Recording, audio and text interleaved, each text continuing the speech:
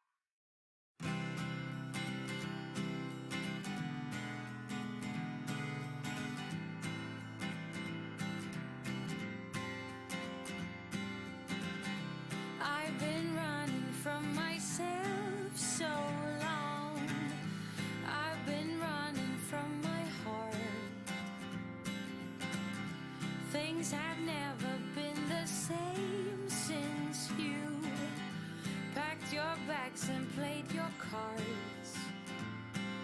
Summer felt like autumn with the sun so bright and cold, but snow began to fall and there's a light. Searching courage to get up again in an armful of a friend.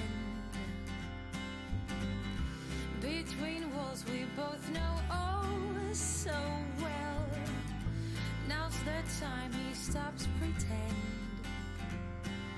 La la la la la la la. I'm smiling, what is happening? La la la la la la la la la. Oh my God, there's my light, dressed every day. His well-known eyes makes me oh my God. How come I've never felt like this until his kiss singing oh my God. Oh my God.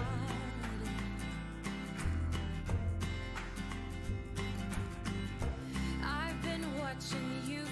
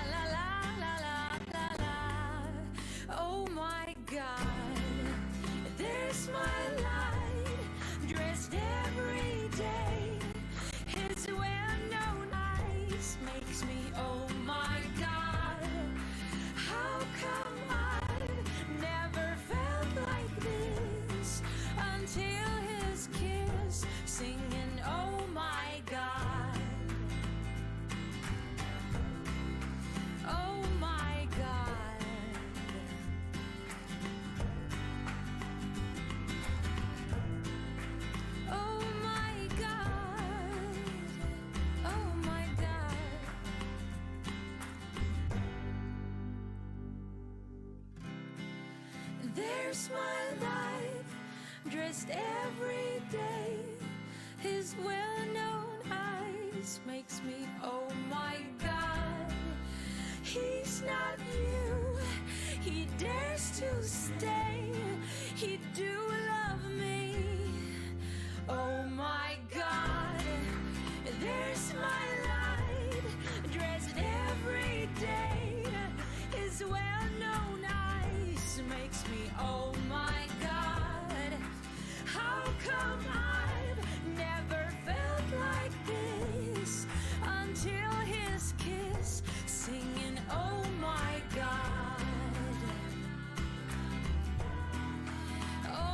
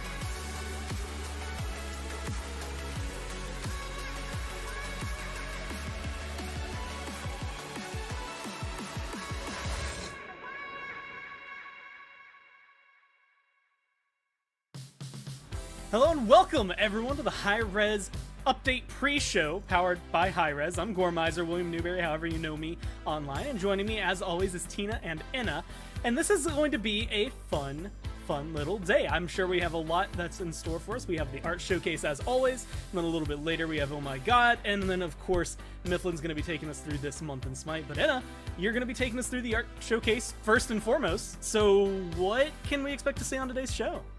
Listen, just the usual, just great art from our community. As we always do, we grab the best of the best, which is every single post that we're tagged on Twitter. And yeah, we're going to be showing off some great art as per usual. So nothing's changed, but you know, that's a good thing. Yeah, well, look, we like to keep things very consistent here, and if I can continue getting my at least, monthly dose of really good SMITE art, I'll be happy.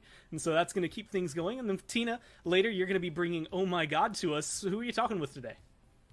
So today we're going to have a brand new guest that's never been on the show. And we're going to be talking about their favorite god. So, yeah. Tune in to find out more. It's shrouded in mystery.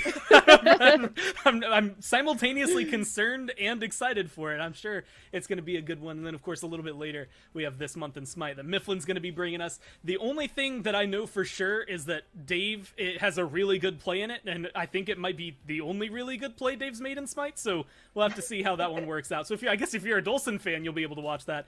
Of course, you'll also be able to see Myth. Probably mess things up. No, they've edited it down to the point where it won't be messed up as much. Maybe we'll get another miss with.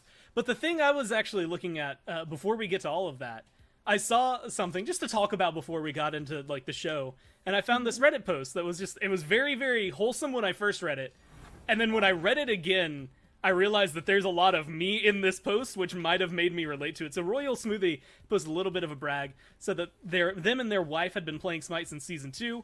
I related to that because that's about the time me and my wife started playing together. But unlike myself and my wife, they only had one system, so they could never play together. Eventually, they got a PC, got a new Xbox for her, had never played Conquest, so they started playing, and they did a couple of games to support with her as ADC. And then, after they had stopped playing, after Royal Smoothie had stopped playing, his wife ends up in the jungle.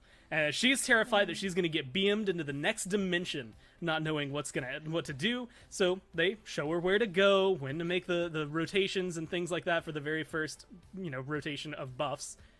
And then apparently she ends up being a natural. She goes 17-4 in her first ever jungle game. She has engages and disengages that are really good. She's making great objective play, a bunch of really well-timed ganks and counter ganks. And so it turns around that Royal Smoothie's asking her what she did and why in certain situations. She goes full analysis mode on them.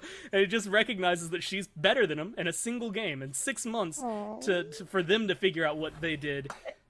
It landed at home for me. It felt like a good little wholesome moment, a nice little way to open the show. Plus, I mean, we've all played, we all have significant others here, and all of our significant others also play games. I don't know, are either of yours better than you at certain games? Always. Always.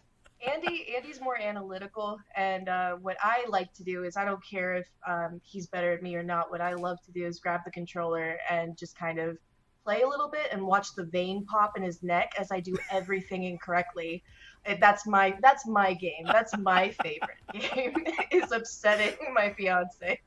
Oh, yeah. Well, on the reverse side of that, where we'll sit down and it'll be like, I have to bite my tongue, all right, I'm not going to tell you how to play the game. I'm not going to tell you what to do here. If we play shooters, I always get the realm. If we're in Paladins or something, I'm absolutely going to be rocking it.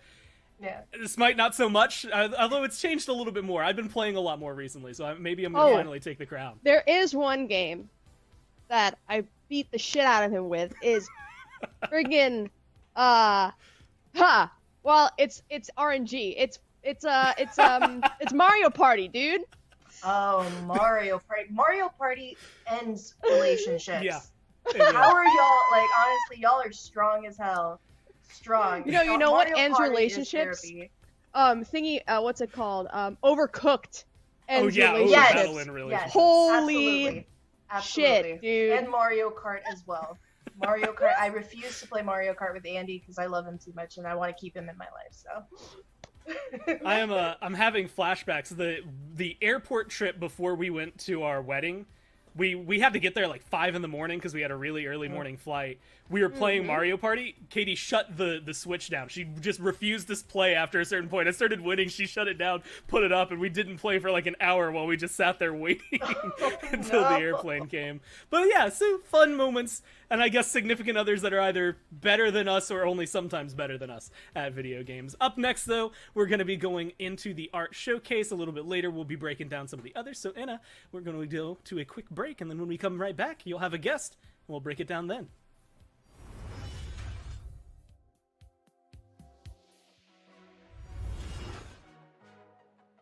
Hello, everyone, and welcome once again to the Hi-Rez Community Art Show. It's me, your girl, your favorite mom, EnaBuns, and joining me as always is my delightful, delicious little bloomin' onion, Bananamation, or Anna, as I like to call her. Hi, my love. Hi, how are you? I'm good, girl. I'm good.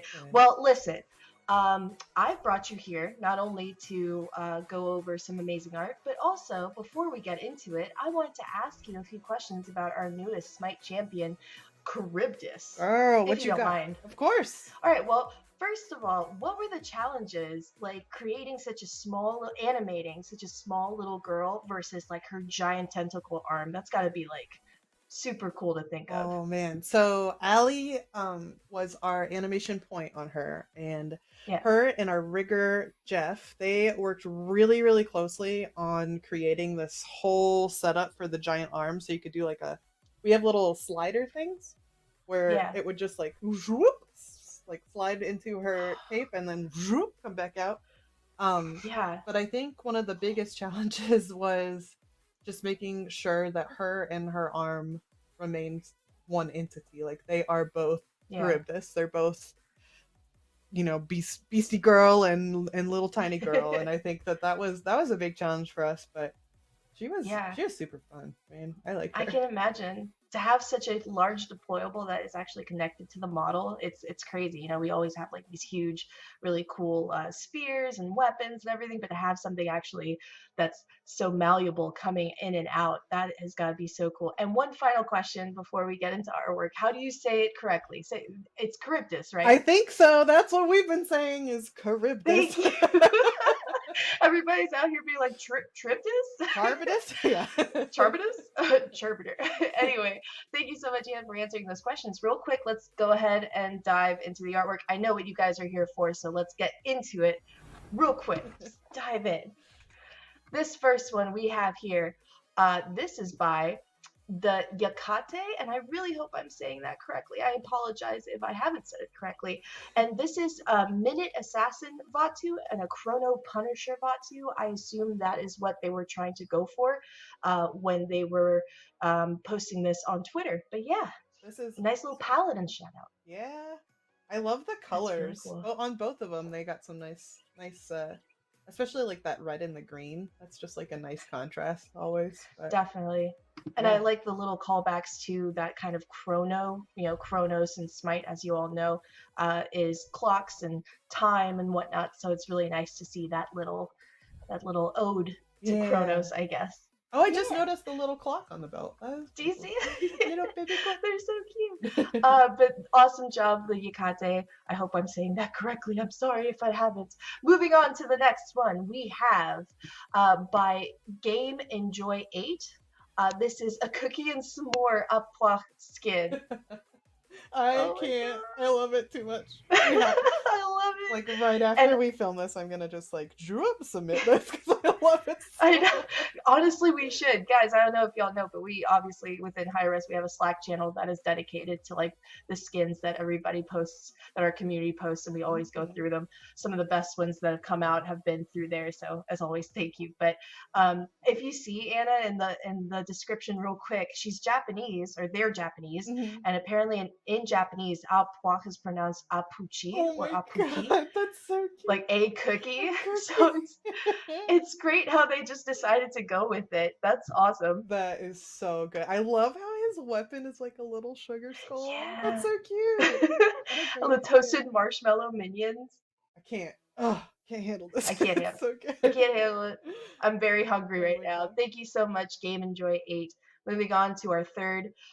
This is by Boopity Boop, Yes, which is Whirpool. one of our regulars. We love them. Yes. And this is our girl, Baba Yaga. Baba Gaga. It's like, ooh, Baba Gaga. Honestly, we should do like a pop skin, Yeah. like we did for Artemis or Aphrodite. Yes, that would be so good. Oh, But she has to be y'all like give us. still old lady, but like but dressed like she ain't. So like Lady Gaga now.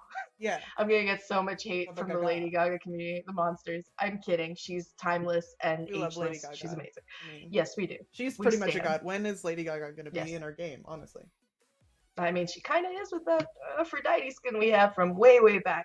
But anyway, this is we always love to see a very cool look for Baba Yaga. So thank you so much, Boopity Boop. You did an excellent job. I love this. Yes, it's amazing. Amazing work as always. Very good. Moving on to this next one, we got the fourth piece. This is Forgotten Friend Cryptus, our first official. Well, no, we've had some before, but this is the one that it really spoke to me. Are like some really cool skin concepts for Cryptus by Ceaseless. Oh. Yes. Like it reminds me of a Beanie Baby. It does. I think I like this because I could see it totally being in our like plushie skins. But... Listen, as someone who's been doing a lot of the, girl, yeah, I've been doing some. It's yeah, this is great. This is simple and awesome, and all the fluff coming out with the needles. Give us a break, please. Give us something simple, because some of these plushie skins are kind of hard. Girl, you kill them though. I love those skins. They're some of my favorite ones. Thank you, my love. All right, so thank you so much to South Sea for this really cute skin concept for Cryptus. We're gonna move on to number 5. Oh. Anna, I hope you have a towel on you, because I'm sweating. Girl, did it just get hot Woo. here? Woo! Woo, we got some. Listen, we need to change the name of this show to like Two Sweaty Hoes or something, because it's wild right now. We have a few upcoming pieces that are just like this. But anyway, this is by Heaven Damnation, and this is actually the Achilles Revenant skin for Smite. Yes. Oh, I just.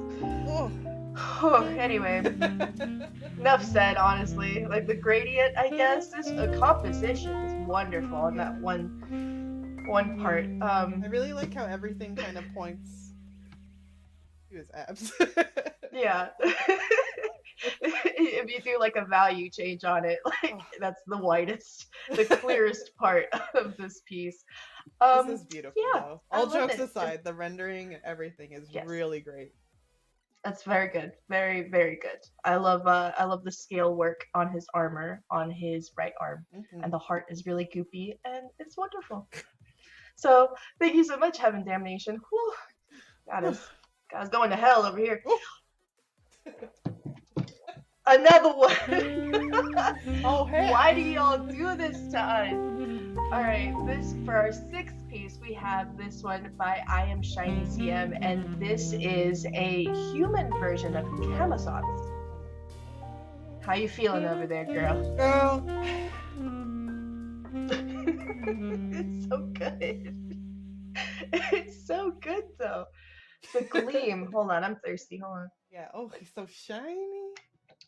Man, Camisauce is one of my. I hope you guys can see how sweaty I was. Wet. Woo! He's one of my favorites too, just in general. But like, Yeah. I'm thinking this is really cool. Like, I'm trying to think if we could do this as a skin for like another character. That'd be really cool. Yeah. You know, that'd be. I count me in. Ship It's it. totally not me. Just. Oh God. No, it's all good. It's all good. Andy Andy heard I was sweating. He came running. Man, I hope he doesn't come because we're obviously in the same room. Oh my God! If he showed up at your house too. Anyway, y'all, I'm so sorry. This show has gone off the rails. That's my bad. We've chosen this art on purpose. Let's not act like we're surprised. We did this on purpose. Anyway, oh shocker! See you later. No, come back, girl. I promise. It's good. Oh, This one is by Jade Rebbit. We've had them submit to us a few times as well, and again, a humanoid version of Kuken. He's got that deep V. Oh goodness, the deep He's got V. the hip wings too. Stop. Lord, all the kids, put Take on me to some jail. earmuffs right now. Like, take me to jail. Am I attracted to a snake? Like, We will. Yeah. he has slithered his way into my heart hole. He's Oh here god. in the cockles of my Oh, yeah. Oh no, good. I love this so much. Oh, Oh, anyway, yeah, it I looks really great. like it. This Good is shading. very good. Excellent shading. I like the monochromatic and then just a little bit of color. Moving on. Let's get enough of it. Enough of this tomfoolery. We've got this one by Tobmo Art, and it's just Nuwa. Yes, this Classic. is gorgeous. I love this. A And good Tabo, Nuwa. when they posted it on Twitter too, I was like, oh, hell yeah. Look at all this detail. It's so lovely. She looks wonderful, and I really like that head-on type of perspective as well. Just so like it's more intimidating and menacing because she's looking right at you. Like Yeah. She's like not fooling around. She's like, she's not. these two are going to jail and I'll be the one to see them. She's the horny police.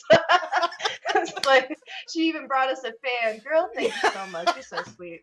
Anyway, thank you for Tomo Art for giving us a reprieve from the beefcake that was being served earlier. Moving on. Oh, stop. Oh, this is by Little Like Koi. I'm so sorry if I Oh my mispronounced God. that. But this is the chibi version of oh gosh, Bird, Thoth, yes. Chibi version of Thoth with Fenrir. And Oh my obviously this is a callback, or this is an ode to Banjo and Kazooie. Yes, I was just gonna say, like, secrets. We see these before the shows. Oh yes. And I'm just realizing it was Banjo-Kazooie, and that Really? made my heart go like... Honestly, the art style is great, but this little callback or So this cute. little like reference is what made me want to put it in the show, because I was like, this is so cute. So- Legal, let's talk to them. Let's figure something out. That'd be really Yeah. cool. Oh my gosh. Yeah, but it's adorable and I love it. So thank you so much, Little Like Koi, for this really cute piece. Moving on, guys, we've got the pick of the show. Pick up the show. Get ready. Yes! By This is so dang cool. our darling Rob Draws, who, if you guys Yes. know, is one of our community artists. He's been with us for so long, and we have so many amazing concepts from him that have actually come to SMITE. And he did this piece for Charybdis, and it's Scylla and Susano and Charybdis Whirlpool Classic. Hanging out. Having Just a good hanging out. time. Well, In two that- of them are having a good time. I think. Just two of them. And it's in that really beautiful old Japanese style of artwork. Is it I- UK? Wait, UKOA? I can't remember. Yeah, I don't Come want on, to art like history. yeah, right? Come on, art history. Which one is it? I think it was like that feudal Japan era type of art. It's beautiful. Regardless, Maybe.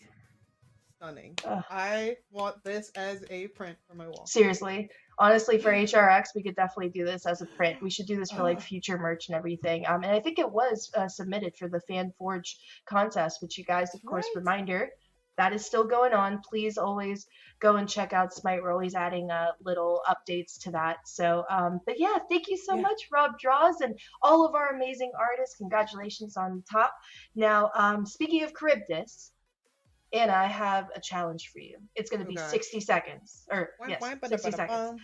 I need you to draw Darling Charybdis in 60 seconds. Are you ready? Got a pen. You got Let's it? All right, go right now. go. And I'm just gonna.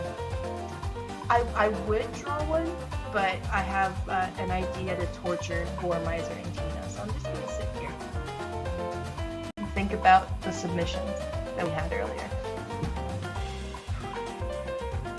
Oh my god, this is definitely exciting. You got this. Oh my god, I can't wait to see it. Alright, you're at 30 seconds. Kind of looks like a Powerpuff Girl.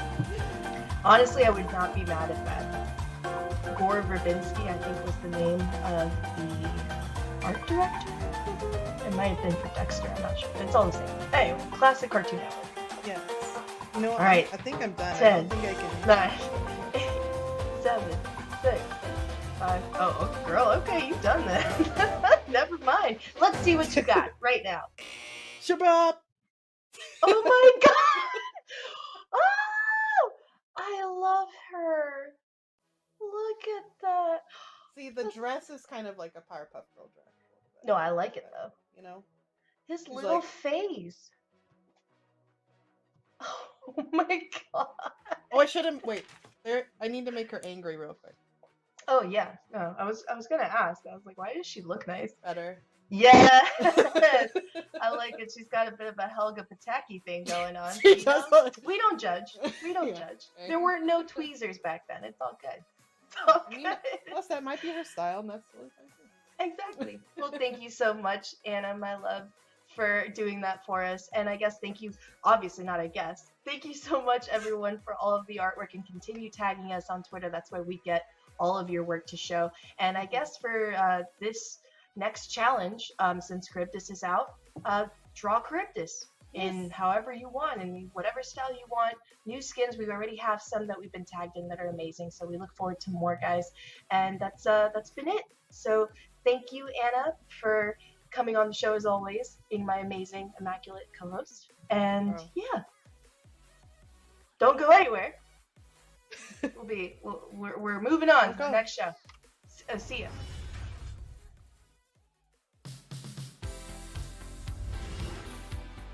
All right, well, welcome back, everyone. Another fantastic art showcase there from Enna and Anna, which, if you aren't listening carefully, I guess could get lost in the sauce with the names. Either way, Yeah. I think things are going to be pretty fun because we're going to keep it back to the old ways, not just a bunch of would you rathers, which I think is what we did last time, but from before that, Anna, I think you have an art challenge for us.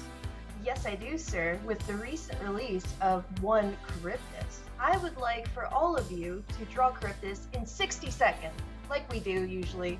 So, yeah, let's get into it if you guys want to. Go now? All right. No, So no. we go now. Go. Yeah. So I'm Oh, God. really bad Wait. at all things art. Oh my god, I can already... Is it bad I drew a single line and immediately knew that this is not going to be great? Oh no. I'm drawing this really fast. Oh, God. How long is 60 seconds? Oh god, we only have 30 left. 30 seconds, y'all. 30 seconds. How do you draw humans? Dude, wait, hold on. Oh, my God. How do they pay me to do this?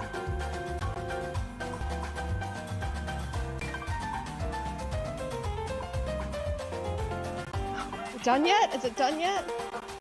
10 Alright. seconds. But we got our dude Dylan, our producer, is going to tell us in a minute. We're done. How do you draw cloaks? Alright, we're going to do We're going. And we're Uh-oh. done. Okay. Okay. Hands up. Alright. Okay. All right, guys. Now, Gormizer, Oh, if you boy. would please show us your See, Charybdis. Alright, I'm happy I get to go first because then what you have, which is definitely going to be better than this, will get released from everyone's mind. Turns out a minute is not as long as I thought it was to draw things, but I think I got a good anglerfish on this. So there. Oh no, you can barely even see it. So you got like the nice little like the good haircut, the cloak, which was there to hide the arm that I didn't erase in time. That's Look, see? great. Anglerfish. That's amazing. That I works, love right? it. So He's Oh my anatomically, goodness. Yeah, so anatomically, cute. you got it correct. There we because go. He does have two eyes, doesn't he?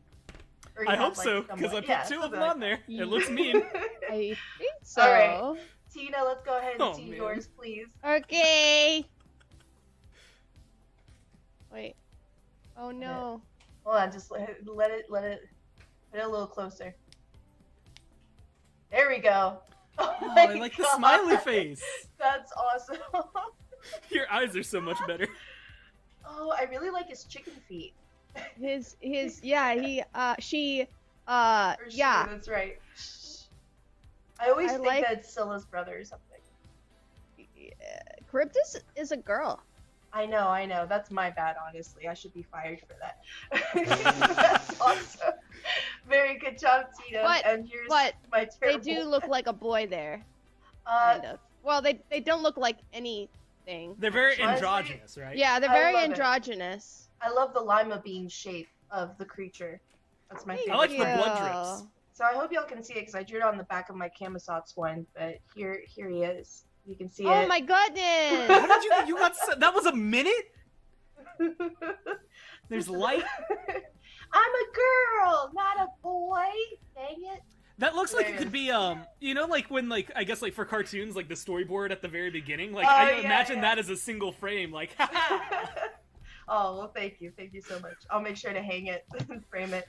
Y'all, thank you so much for doing those. I love these little challenges. So, yeah, we did such a good job with Charybdis, who's a girl, by the way. Who's a girl, by the way. See, my goal Sheesh. over time now will be every time we do one of these, I want to be like just slightly better at Oh, drawing. wow. Like I that. love it. That needs vast improvement. So hopefully every single it's time great. we do It's this, I'll get great. better. It's a great Although, start. I have to say, it looks like a luchador. Luchador. I love Tina's. I love the mouth, the gaping maw, if you will. It looks soft. Like a you even kidney gave him, bean. A kidney It's bean. squishy. What's it called? You gave him like This mess. their is that the uvula, the guy, like your gag reflex, like Oh, in the mouth? yeah. Like you had the open mouth, so they had it. Cardi B out here teaching us all Tonsil. these anatomy lessons. See? That dangly Yeah. thing that hangs to the back of my throat. All right. Well, that does it for I guess the art challenge. And luckily, we spent a lot of time with specifically Charybdis there. Before we can pivot into God conversation. That seems like a really good segue. Up Yeah. next, after all of this, of course, is going to be the update show. But before we go into that, we have Oh My God with Tina and a still yet to be revealed mystery guest. So, without further ado, let's go to it.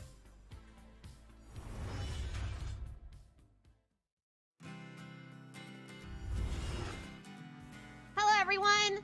Welcome to Oh My God, a show where we talk about all things Smite Gods. Today, my guest is LermyWermy. Hi, it's so awesome to be here. Yay! Thanks, Lermy. Do you have something exciting to announce for us first? Yeah, I have some pretty exciting news. Today is a very, I guess, special day for me in that it is my 1-year anniversary at Hi-Rez, and I will be taking on a new position accordingly. So as some of you that know me would know, I was on the quality assurance team, but I have since changed my position, and now I'm going to be on the design team as just a designer. Yay! Welcome to I'm so the excited. team, everyone. Thank you.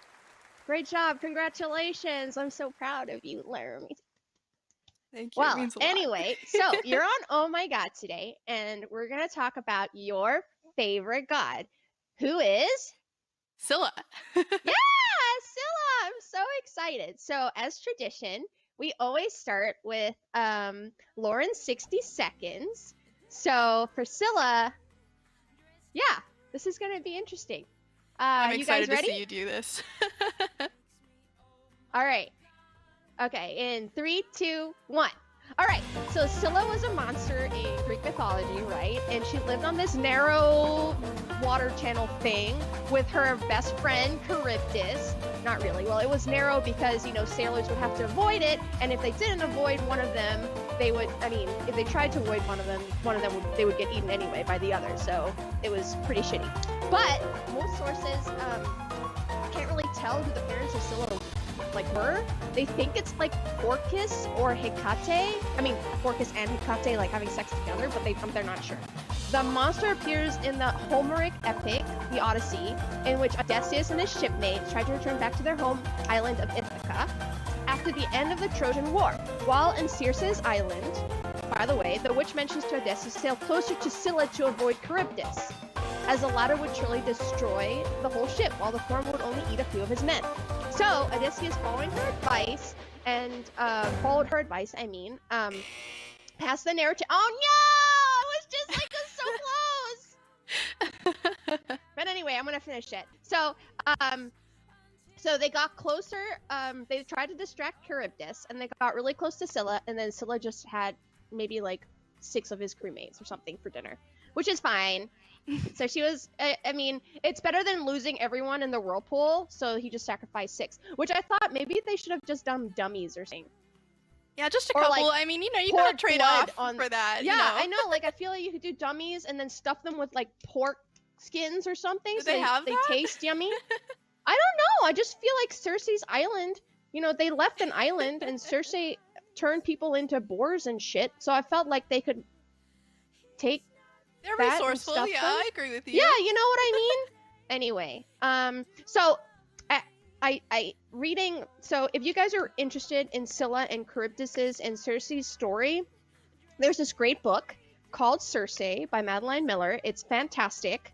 I think you should read it because it goes over this whole thing and it's amazing. Yes. Anyway, moving on. Okay, so Lermy, I have some questions for you. Sure. About Scylla, because Okay, I'm ready. she's your favorite. That she is. Okay, so actually, let's bring up Scylla's old concept of when she first was in. This is like, I had to dig this from like the deep depths of goodness. Smite land. So this was her beginning concept, or her first concept. So cute. Yeah, she looks like a little rascal there, doesn't she? Yeah, really. So that was her. This is like, oh god, like 7 years old, 8 years old. I don't even know, Oh my but gosh, very yeah. old. Concepted by our Brian Wells, who used to work for us. So I want to ask you, why is Scylla your favorite god? I just think that goddess. she really has a fun gameplay loop. I think what originally drew me into playing her was the ultimate. I mean, I'm a Mhm. monster. When you get those Monster! resets, it's just so fun. She was one of my first pentakills ever. And it just is like, once you get that exciting feedback of going boom, boom, boom over again, smacking the dogs down, I mean, who doesn't want to keep doing that over and over again? Yeah, which, you know, since you know so much about her, I'm sure you can do this challenge that I'm about to give you. A challenge? Okay. Yes, I do have a challenge. So just like my previous challenge where I did lore in 60 seconds, you're going to do Lermy in 60 seconds, or should I say Okay. Lerm in 60 seconds, where you're going to tell me Scylla's ability names and explain them, including the passive, in 60 seconds. Are you ready? Okay, I am ready. Let's do it. 3, 2, 1, go! Alright, so Scylla's passive is called Quick Learner. Every single time that Scylla maxes an ability, she gets something different with them, and she gets power. Her first ability is called Sick'em, which is a line projectile that is a root and a cripple. When it gets powered up by Quick Learner, you get 2 more hits of that, including the additional first one. Her second ability is called Crush. It's a big circle, does Prat Shred. You can detonate it afterward. Really, really good for laying clear. Her third ability is called Sentinel. It's technically a leap, but Scylla goes under the ground. She follows her dog wherever she goes off to. The dog is a ward. And finally, her ultimate is I'm a Monster. It is a big circle. You become this giant CC immune monster, and you smack down the ground, do a lot of damage, and if you kill someone with it, you get a reset. Oh, this is awesome. She still has 15 seconds. Yeah, Great job, Lerms. I have extra time. You know, I know Scylla in and out. Like, there is literally no part of her that I don't understand. I think I've played this god more than any of the other gods, I guess. And you know me, Wow. I play a lot What is of your gods. mastery? A lot. I have lot. every god diamond, so I mean, that's just how it is, you know? Yeah, you're probably like the Scylla with the star. I wish I had that many stars. I think I have 5 stars. Oh, okay. That's still pretty good though. Yeah, I mean, That's because I'm you like. always That's down to because you get more. master all of them. You know. So, all right. So, do you have any tips for like newbies or anyone who wants to play Scylla, just on how to use her abilities, how to play her very well?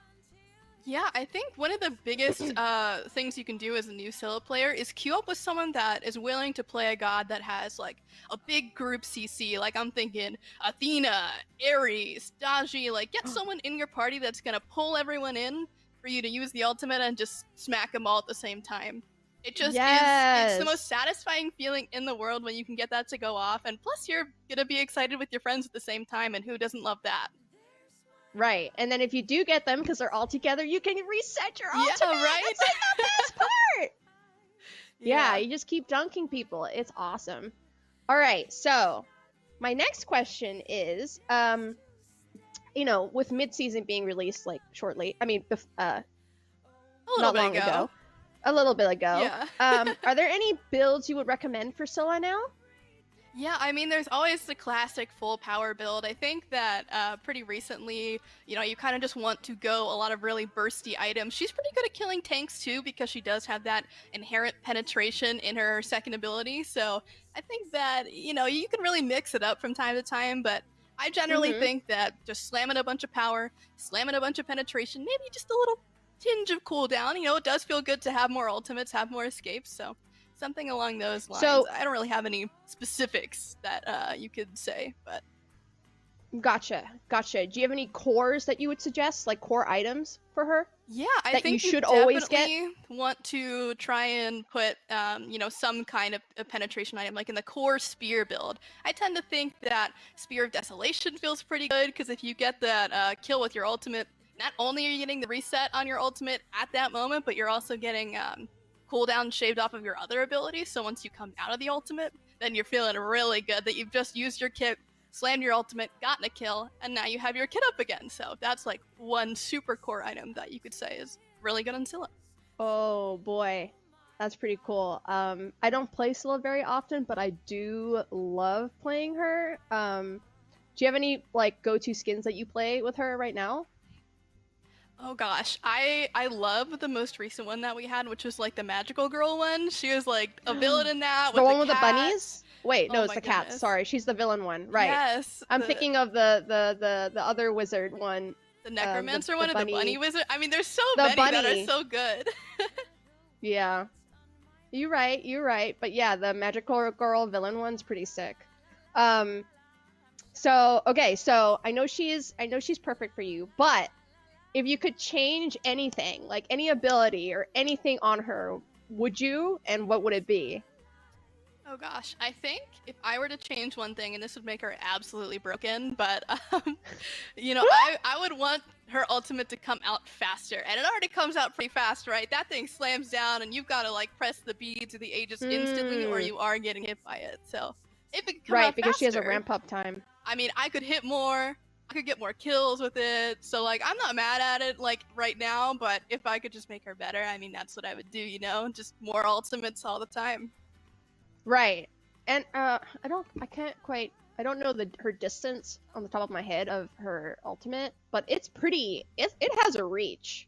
Yeah, it does goes have a reach. pretty far. I think and you're pretty fast while you're in your ultimate form. Actually, I forgot to mention this during the Lermy in 60 seconds, but when you rank up her ultimate to all 5 levels of it, you actually get more movement speed in it. She goes from 35% to 70% movement speed. Shit. So you go really fast. And did you mention that the rank, the detonate, like if you keep ranking that first, you get becomes more damage. It becomes stronger. Yeah. So that's I don't know if like you. with a lot of her too, but yeah, every time that you get to that like fully maxed out ability, you get more power on top of that. So it's Crush, right? Oh, for Crush, yes. So is it Crush? Crush is her 2. Yeah, that's the AOE. Yeah, the big circle lane clear ability. Yeah. Yeah. So Crush, if you level Crush first, all the way to the top, it's big ball damage. It does a lot of damage. That's like your clear ability too. So if you want to be clearing the wave really, really well, you want to level Crush first.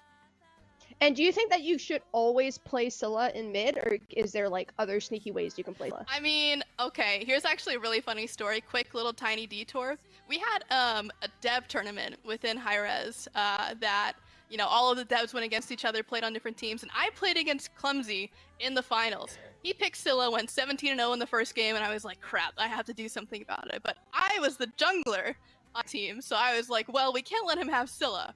So I'm going to play Scylla jungle, and, we won the whole tournament, so, Woo! I mean, it worked. Yay! That's awesome! But I probably would recommend sticking to mid. To Scylla mid, jungle yeah. is possible, but should you do it? But you are really, really Probably good. not. Lermy is really, really good at the game, you guys, by the way. Only Just letting you know. sometimes. Only always. Anyway, thank you guys for being here and, listening to us and always watching us every patch show.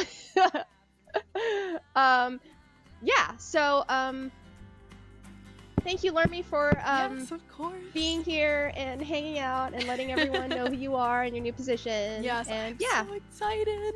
Yes! Bye, guys. Have a great time. Bye.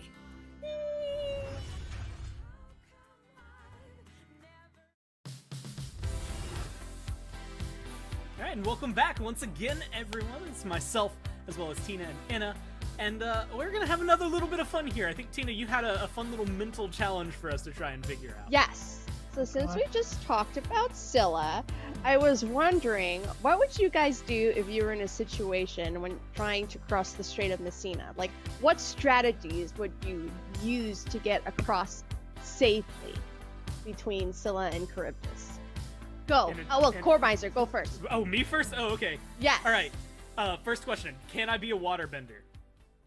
Ooh, You can be that's a whatever good you question. want. You Because can if do I'm a whatever you want. waterbender, I feel like that makes so look, we have an Avatar Battle Pass. This is perfect. So I could just have what they do in that one episode, like they go underwater and they're like kind of waterbending like an air bubble around them. Like I'd try to do that. But given that I'm not a waterbender, my actual answer would be decoy ship. Maybe I don't know if that works on them, but like send like one really big ship through and hope that both monsters, like you try to aim for the middle and like you hope they pick it apart if it does end up shifting one way or the other. And then I'm in a very little boat, close enough behind it that like I can like sneak my way through, but not so close that I get caught in the crossfire. I don't think it'll work, but I don't know. Could work. Yeah. Is that Could work. It could work. No one sounds very confident in this, not even myself.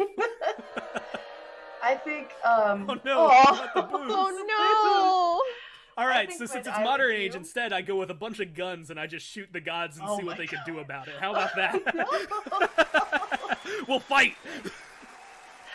No, my God. I think what I would do is I would convince the Smite team to make Kepri an Appa skin, and then I would fly Appa, if we're talking Avatar, because we obviously are.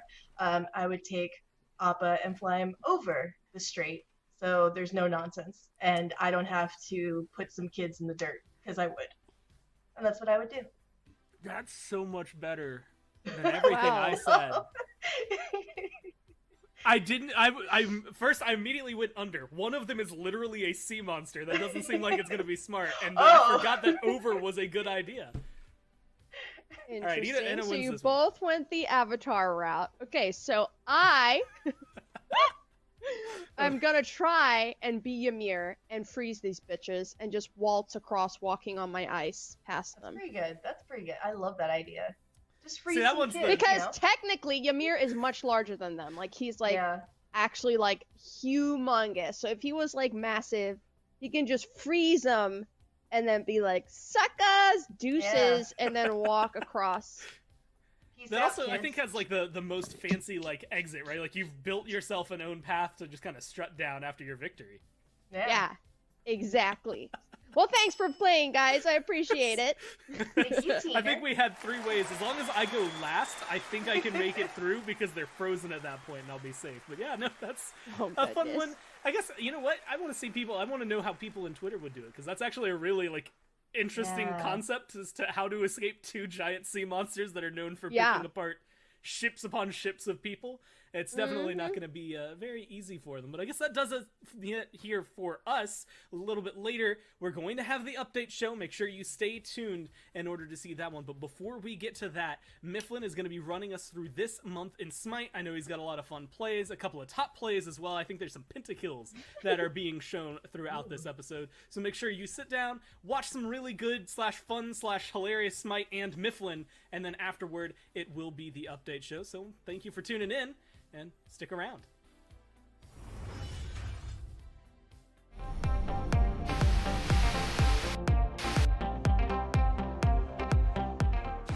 Welcome to This Month in Smite, the monthly clip show where I watch all the clips on Twitch, YouTube, Facebook. A few moments later.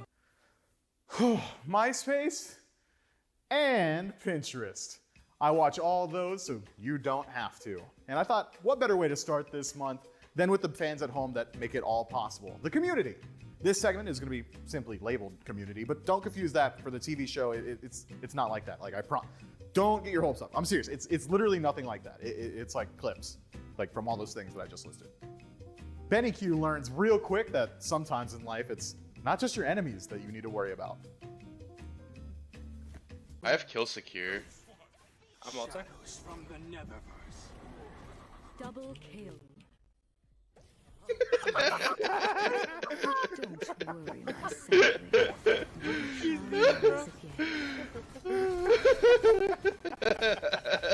That clip was oddly wholesome. I think we run with that vibe. Wolfie 2032, just being a good sport.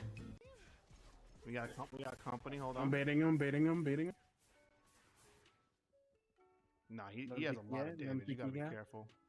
I gotta jump. You got this. Okay. Yeah, what happened to that jump? Sick bait, buddy. I mean, I guess. Wind speed's good. Sun's not too bright. Griff, how's the angle looking? Oh, no, never mind. We got a good angle on this fight.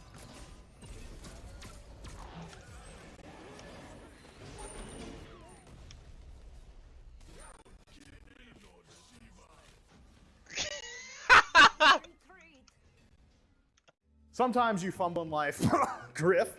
Other times, you achieve greatness. Esse escorpião aqui do... Eita, peraí. Morreu? Morreu. Puta. Nossa, jogou muito. Nossa, esse foi um dois. Nossa, Humilhados, cara. Meu Deus do céu. I actually really love that clip. You can see him take in his breath after he survives. Nossa, Humilhado. Some people don't have to worry nearly as much though. Angelonius knew from the very first second that victory was guaranteed. Probably your best bet. Nice. A full cap. No, run away, because you're gonna get fucking melted by these guys. Yo, wait. No, I'm goated. Oh, you're dead. No. Oh, wait. Yo. Oh my god, he almost outplayed you. Oh! Okay. F6, bro, you're too good. Get me out. Get me out. Sometimes you like get hit by a nasty Nene bounce or a Ho-Yi ricochet and all you could think to yourself, or maybe I'm projecting, all I can think to myself is, there's no way that was intentional. Like, these guys aren't that smart, they're not that good. Rec proves that they're not. Like, it's just luck.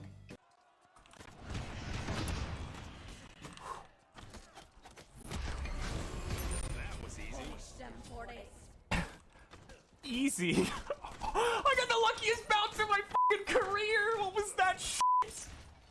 Did you guys see that? The Hi-Rez family recently had a new addition, and, well, the community seems to have taken a shine to them already. If you think that server issues are the cause of every single time you cannot log into Smite, then I have a public service announcement for you, because that's not the case. It's Jethin's! It's Jethin's fault that you can't log in! He blocked your account! And he'll do it again! That wasn't a joke, by the way. Like, if you have any concerns or issues that you want to reach out to anyone for, that's at SP Jithins, SPJithins on Twitter. You know what? Let's just take a break right here, pause the video, do whatever you gotta do. Just go talk to him right now.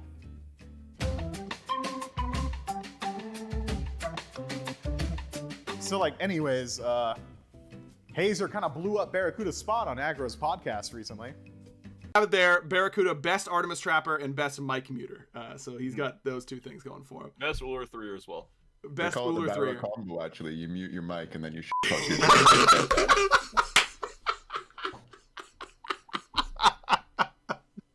Weekend. You should just die.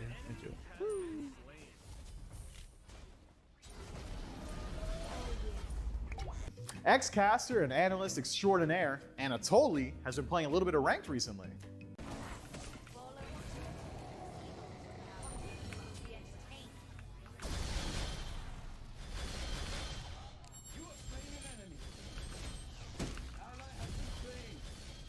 Oh, I'm sorry. I'm not sorry. I'm never sorry. You're sorry. Not gonna lie, Toly really had us in the first half, didn't he? This next clip I'm just sharing because my boy Dave Dolson, Chair God, Sales King, Cloud Boy Olsen got his first penta in Smite.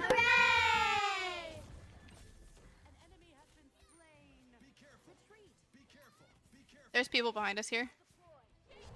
Yeah, we kill them all. That is true. We do kill them all. Oh my god. Dave, get it! Yeah!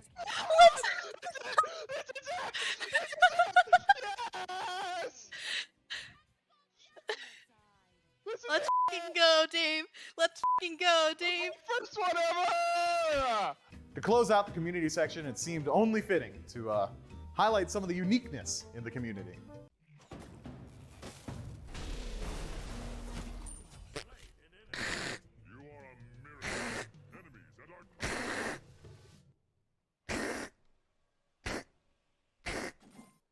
Sorry, I had something in my throat. Bogo Brain 5-head moment here, all right? I'm talking Poggers plays only. Welcome to Galaxy Brain. Galaxy Brain. Feels like not many people have been playing Thor recently, so if you're still sticking with them, you're probably sick of the god.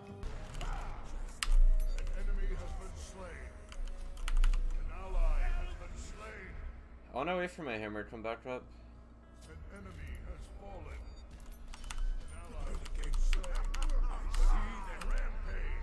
Yo, can someone flip that? Can someone flip that, please, please, please, please? Bobby in broad daylight decided to shatter a man's ankles into thousands of pieces. This Osiris is gonna actually have to hire a team to collect it, like the little dust fragments off the ground, because really that's all that's left of him.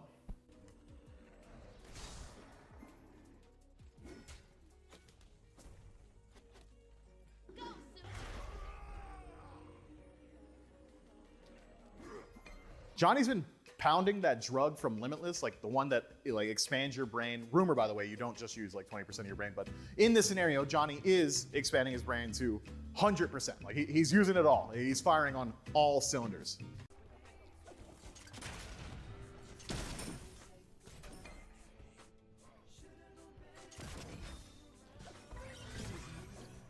Oh my god, the 3.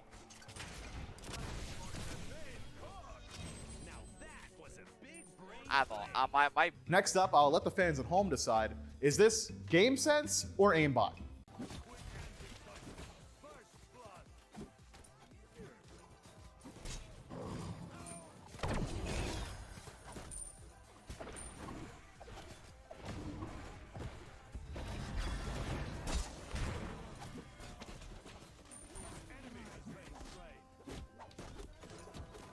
This next clip is big brain, but kind of not for the streamer.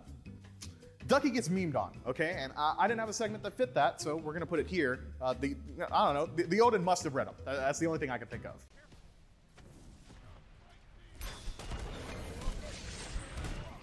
I fucked up. I fucked up. Look, the team and I, we heard you fans at home, and last week there weren't nearly enough multi-kills. You guys wanted some more, so Here's a new segment I thought you'd enjoy, Bloodbath. It's where people die, like a lot of them though.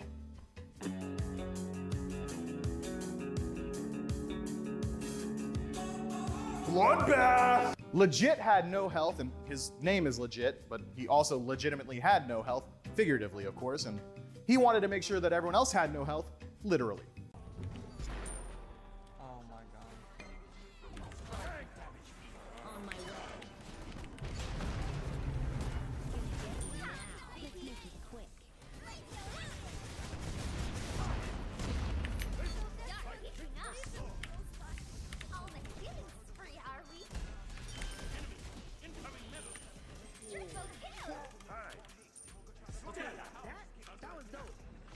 Titans everywhere love him. Going Ghost kinda hates him. His boy Raymond with potentially the best base defense of the year. Bro, as the Rattle comes out, Osiris is looking to do his best against the Chiron. He goes against it. Lord of the Afterlife hits 3. Ratatoskr doing his best. Does get out. Chiron now trying to chase Omir. Does find the kill. Raymond and Snooze are the only ones who are here. And can they put up a trade? I mean, there's a big heart bomb. Snooze does a lot of damage. Oh, man, stun hits, but nothing comes of it. There's no team. The sustain from Terror is so good. And Cupid doing his best to try. He gets Xbox Live Spy. The heart bomb is good. Gilgamesh might die here. Audio goes down too. Raymond doing his best, but that's his quadra kill. Can I just find it? And Reggie gets down. Oh my god, the Titan kills him and the game is saved. Oh my god. Oh my god. That Titan's kinda toxic for stealing the Penta, but don't you worry. I'm not just gonna tease you guys. We're gonna find some 5 pieces this month. You know what? We'll roll one right now. Go ahead, Penta. And that's it.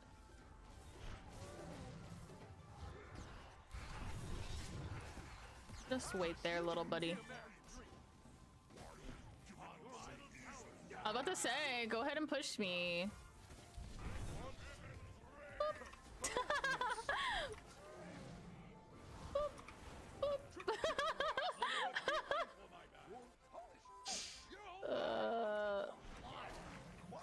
That's a quad! Give me a second. Bring him back! I didn't hit him with that one? That's so sad. That's a penta! Yay! But Myflin, that doesn't count. That wasn't Conquest. Shut up! Okay, that kind of whiffed the Reginald. Another homer, baby. Perfect timing. Double play. You're batting around. Careless. Oh, your teammate struck out. Your triple kill. Oh my god, we got it! The Penta execute. Let's go, dude. Let's go! Lastly, even the king finds himself picking up a nice little 3-piece combo. On my way. Your friends need help.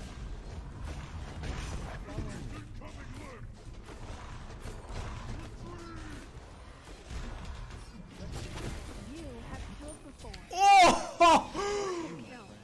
Oh my god. Someone clipped that. Last but certainly not least, gotta check in with the pros. Nika has been having a little bit too much fun in the queues recently. I guess they did kind of name the queue after him. Dude doesn't even have to try anymore. I'm in position. Over.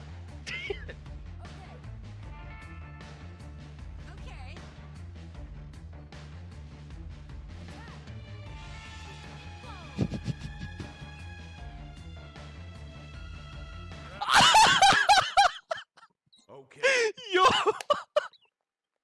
I knew it, dude. That.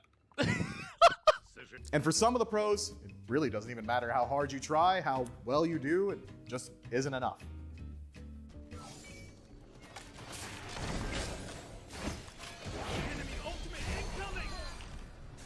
No!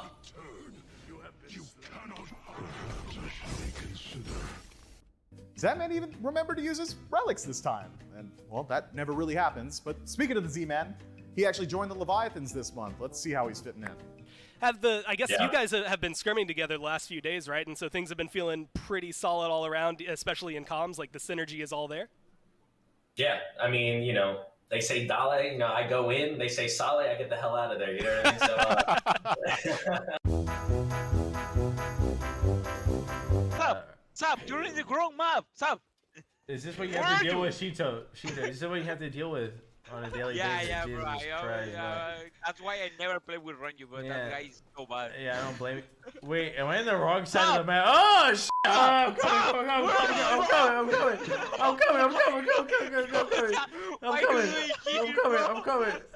coming! This is bad. Okay, I'm coming. I know we already featured adapting once, but I figured it'd be a nice little pick-me-up for the fans at home and players like me to just realize that even the king misses sometimes.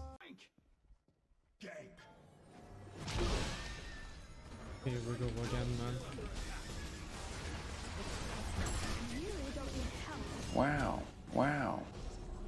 Wow. Wow. Otto? Wow. Otto! Wow. Wow. Wow. Imagine stepping to the SMITE community's designated Uber chat and just not really having a solid plan. It couldn't possibly work out for you. Be so inferior to my power. An ally has been slain. Your middle tower is under attack.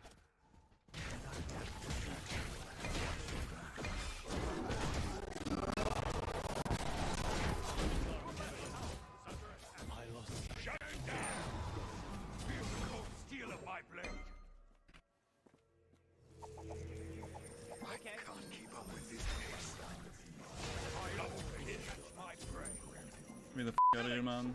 That's it for this month. If you guys want to have your clips featured in this month in SMITE, make sure you go ahead and look in the description down below. There should be a form for you to send them in and potentially earn yourselves a Savage approved icon. I know I'm not the Savage.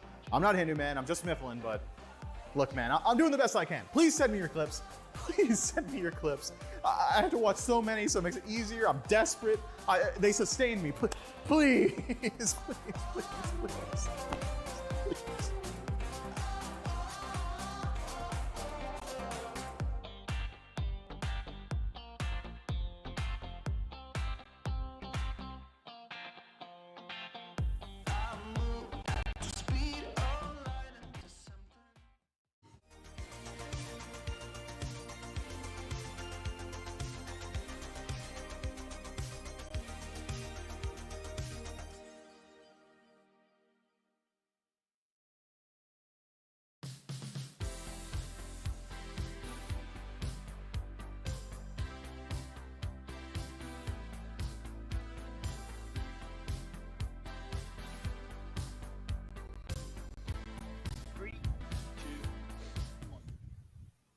Hello, SMITE fans, and welcome to the 8.9 update show, the Cleanliness versus Godliness update show. That's really hard. I've practiced a lot. I am Titan Dandy, joined here by Titan Ajax and Titan Pawn. How are y'all doing today?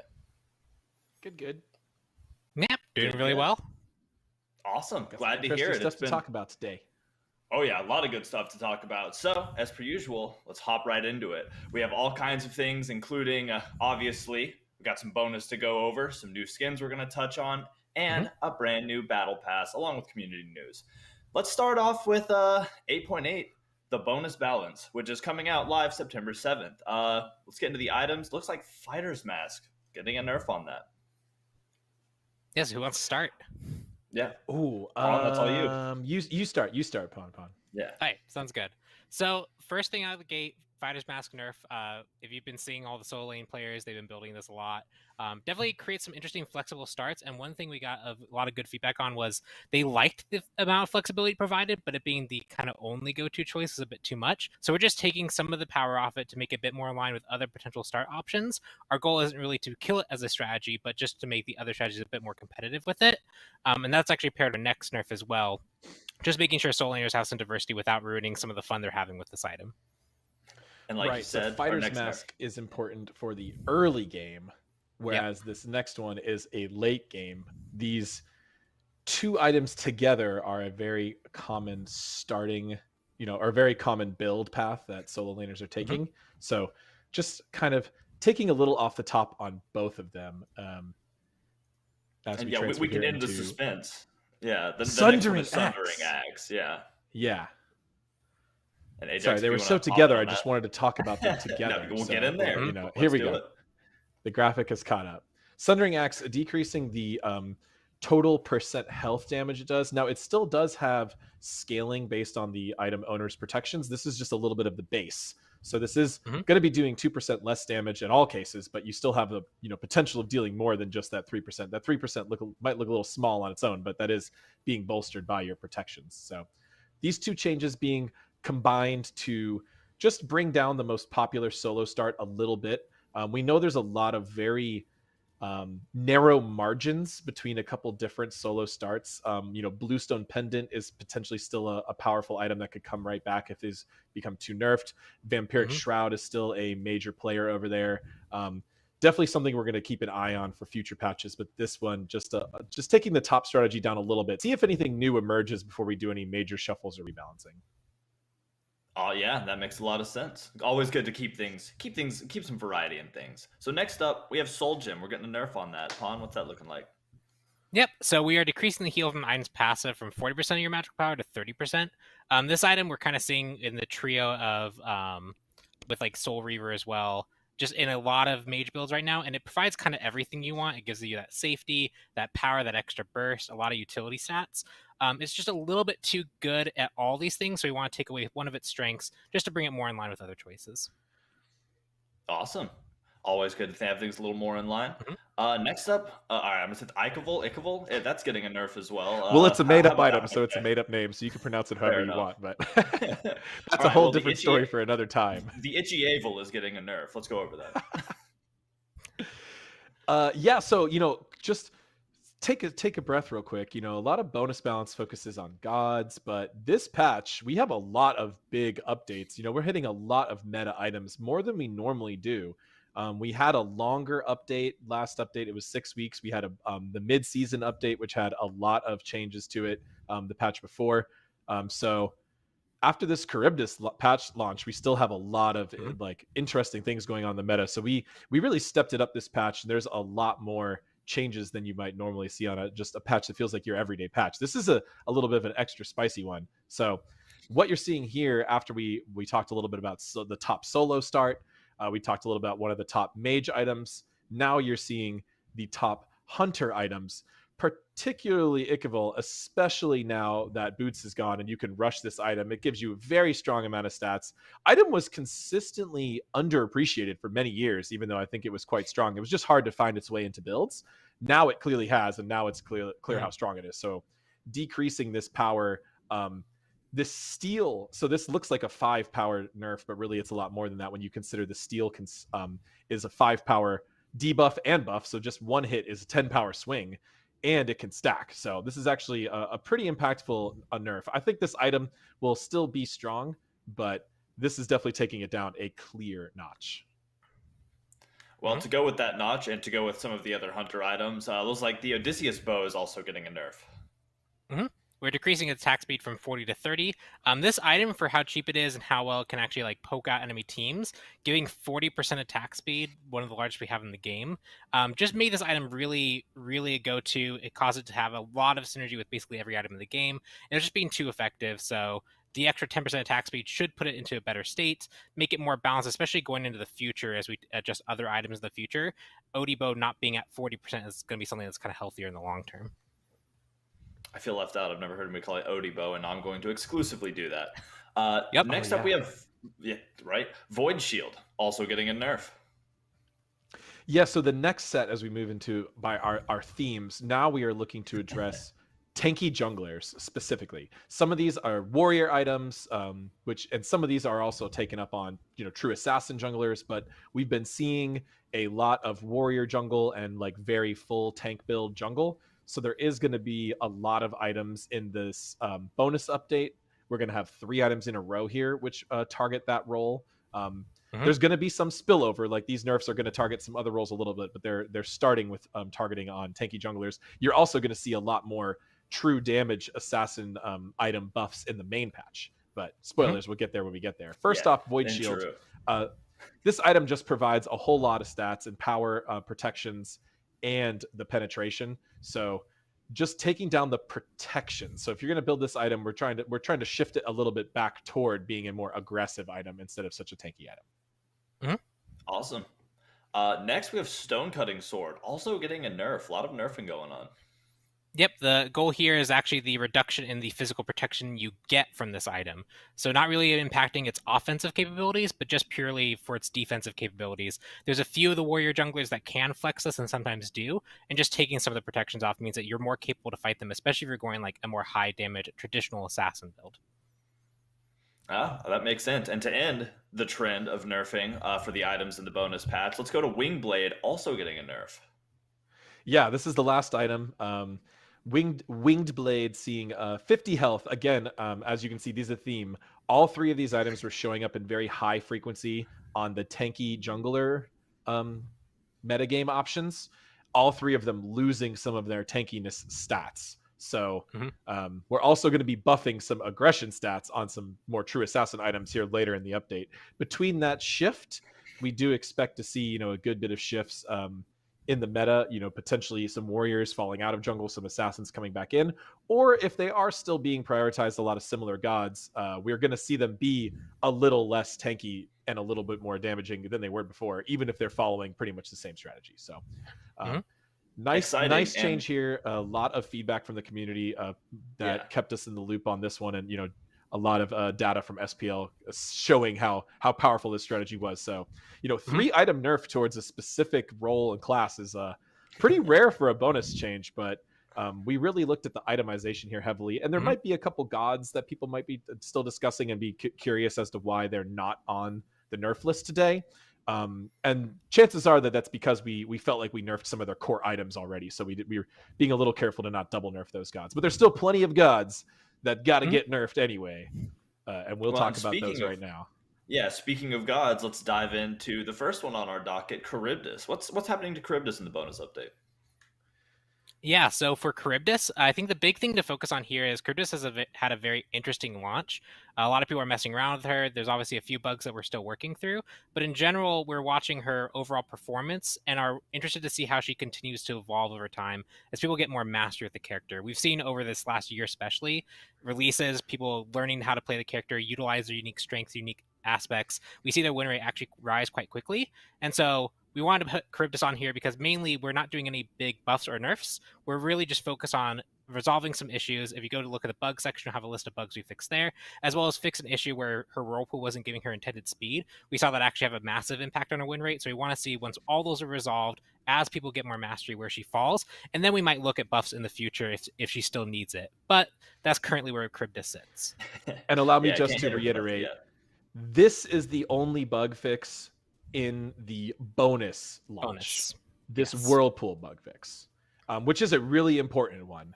The movement speed being removed from that, we saw a significant change in her stats when this bug appeared. So that one's being fixed early. However, in the main patch, we do have a large list of additional bug fixes, and I really, shout outs to Chaos and Clumsy and the engineering and QA teams, because I think they honestly nailed like all of Charybdis's major concerns. I think are resolved in the next update, which is really good. And we want to see those bug fixes get fixed. We want to see this god have a fair chance before we react too quickly and buff her. So if she still needs the buffs after that, we'll go ahead and take that if we need to. But as of right now, I think this list of changes coming in is going to make her feel a lot better to play, and we're going to see a lot better performance. If I know anything about y'all's team, it's that y'all are always watching and looking for the best way to keep the game super fun and not wildly broken. And moving on to super fun, in my opinion anyway, we have Gilgamesh getting a nerf though. Yeah, so we have... Oh, yeah. So we got even more stuff going in here. We have Gilgamesh nerfs again. We're doing it again. But this time we're really focused on what he really brings as a strength, especially at competitive level, as well as just like the high impact moments he has when he's coming out of the jungle.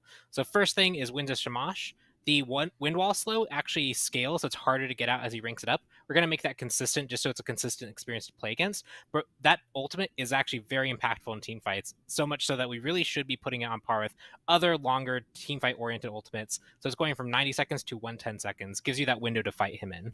Additionally, Dropkick is getting an decreased scaling on both the initial kick and when you get a burst hit applied to you, which is generally when you hit a wall, is losing 10% on both those aspects, so 20% scaling nerf, especially if you're being more offensive in the jungle with him, coming out into the mid lane and trying to kick someone into a wall, that's going to hurt a lot less.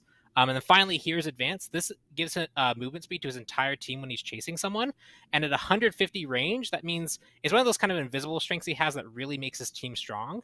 We're just making it so you have to be closer to that Hero's Advance to actually benefit from the movement speed. Limits how much teammates can come to immediately help you in a fight or in a scenario where you might need some help or you might need some backup. So all these will lower his impact on team fights, his direct one-on-one gank potential, as well as just how much he can bring his team with him into fights.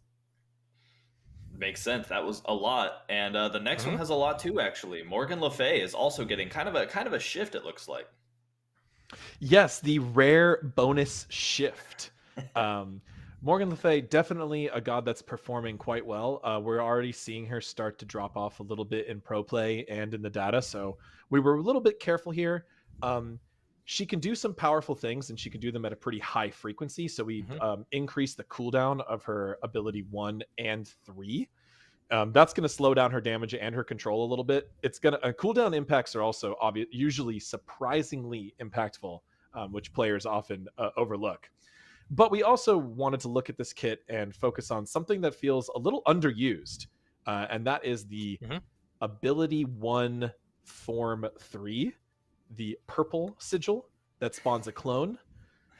We wanted that one to become a little bit more attractive, so we are buffing that one to give it a little bit more of an outside use case. We know people are going to focus on the first two, but this one does have its specific role, and it can deal the most maximum damage. If you're not concerned about needing that fear or slow, this one really can do the most damage, and that's going to be a little bit better.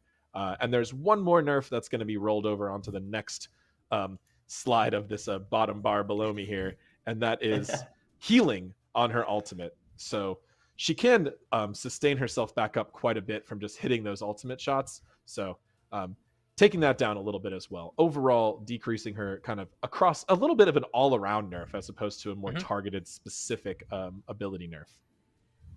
Yeah, I mean, gotta rein her in. She's been trying to rule over Olympus since she hit the battleground, so it makes sense. And that was a lot of stuff for any of y'all watching. If you want to follow along a little closer, make sure y'all hit the update notes. They're live right now. You can really follow along step by step. Next up, Osiris, also getting a nerf. Let's get into that. Yeah, Osiris has really been a popular warrior to go to for a little bit now. And really what he brings in a team fight is he has a lot of like consistent pressure. He can really chase and lock down someone. He can threaten a lot with his chains to kind of stun targets that are close to him. And one thing that we want to focus on here is just how frequent that damage is. So we're going to give him a 1 second cooldown increase on Sickle Strike and Spirit Flail. It still is much lower than almost every other god in the game. So you're still going to have that strength about him, but it's just not going to be as intense as it was before. You have a little bit more higher windows for when you're not being slowed, so you can actually try and get away from him. It's not going to be a permanent effect, and he really needs to build a lot of CDR now if he wants to keep that being a permanent effect. So just taking down one of that biggest strengths, but keeping it there as something that is something unique to him. Yeah. Sounds good. That 1 second extra fighting time. So next, hurts my feeling a little bit. Looks like Persephone's getting a nerf, and I love her. So why? Yeah, Persephone's still able to pack a punch. We are always tuning this harvest ability. These flowers have a very specific set of feedback and reaction time. It's a very unique experience playing against Persephone, and you know, I'm using the word unique. Some people might use other words, but I think it's accurate. What we're always trying to do is make sure there's a good balance between feedback your opponent has and the power that the player has, and making sure that that feels balanced. So we are slowing down these flowers a little bit. It is a 10% reduction from their current speed. The flowers kind of have their own movement speed. That's not a real number. That makes a lot of sense if you compare it to other gods' movement speed. So just, this is the best way to explain it to players. So they are slowing down by about 10%. And we're also decreasing the base damage they do. After this, we're excited to let Persephone just live her life and grow and flourish for a little while and see how she shows up. You were seeing some fringe pro play. That's a good place to see her not taking over the game anymore. A lot of good coming from that rework. I'll still love her through it. Next up, we have Yemoja getting a nerf. So Yemoja, a similar story to when we were talking about Gilgamesh. Yemoja's been pretty much consistently top pick ban in competitive play for the whole year pretty much. And one thing that's a major strength of that is River's Rebuke. that ability is such a strong teamfight ultimate, especially when in the hands of pros, being able to like subdivide a team to like split them to like fight them in their own corridor. That's such a powerful ability that we think it deserves to be something more akin to like a global ultimate level in power. So it's getting the 140-second cooldown so that players have a big window to play against it if she uses it in a fight and it's not quite effective. And the second thing we're looking at is Omi. She has this ability when she, it's in her passive description, but it's her basic attack. The basic attack can apply that healing over time, but it also applies a 10% bonus healing buff to targets, so they benefit from any type of healing. And we're just removing that. It's extra for what she needs to do. It causes her to have these hidden synergies with other teammates that are boosting other characters' powers more than you might feel otherwise. And it's just something that extra we just don't think she needs anymore, especially considering her prevalence in pro play. Yeah, that makes sense. 10% is one of those numbers that you scoff at first, but when it's every basic attack, that adds up pretty quickly. So finally, we have Ymir getting a nerf. Yeah, so we nerfing a lot of new gods here, as well as you can see Osiris, who was the primary one of the primary tank jungler meta offenders. Finally is Ymir. We're also nerfing some of the key supports, and you'll see in the main patch there's a lot of tied themes here that we are buffing a lot of underused supports. We're hoping to shake up the support meta a little bit. It looks like that this extra bonus he got in damage reduction, which was a buff we applied a year or two ago. He's had it for a while. He became pretty meta since then. He was showing up in pro play a lot. You know, he's a staple god. He's going to show up in your casual games pretty often, no matter how strong he is. People enjoy him. He's straightforward to play and a really fun god. But he did take over the pro meta for quite a while. Now we're bringing him down just a notch. Hopefully between these shifts, we'll see some new support gods rotate into the SPL meta. Yeah, it'll be exciting to see. I love shaking the tree. But that actually does it for the balance. We're moving on into some fun 8-8 skins. Let's see what the bonus update skins are looking like. Y'all ready? Yeah. Awesome. Well, the first one we have is Cinco Sage Anubis. This is coming as part of VOD, and look at that. That's awesome. Yeah, this one's so cool. I love the colors and like that big fluffy tail. As an Anubis main, you know I'm interested. But we've got here is a like almost like a pantheon shift, but also, you know, the fox theme, which is present across multiple Asian cultures, fits Anubis's character silhouette really well. And this is a really cool more colorful style for Anubis. A lot of his skins, you know, he's a death god, so he does get a lot of dark and deathy skins, but I really love how the team was able to pivot this into a very different overall presentation. Overall, this skin turned out really well. Look at that cool little spirit creature hanging out on his staff. So many amazing details. So many great things. Just absolutely gorgeous skin. I love kind of the fiery effect on the tail and in the hair too. Let's go ahead and listen to the voice line. So long as proper respect is shown, I can be a fierce ally. But those who desecrate my shrine will meet my vengeance! Don't desecrate the shrine. Got it. Yeah. Oh, that is super awesome. What an exciting skin. So the next one we have, also part of the Odyssey, is going to be Silver Bullet Tsukuyomi. So let's take a look at, that's awesome. Yeah. Tsuku skins. And I'm down. Anticipating this one for a while. Got that kind of like I guess, I was going to say vampire, but werewolf hunter, I guess, if we're going Silver Bullet here. Yeah. I'm always really interested to see how... we had this, I think, on like Athena as well, maybe.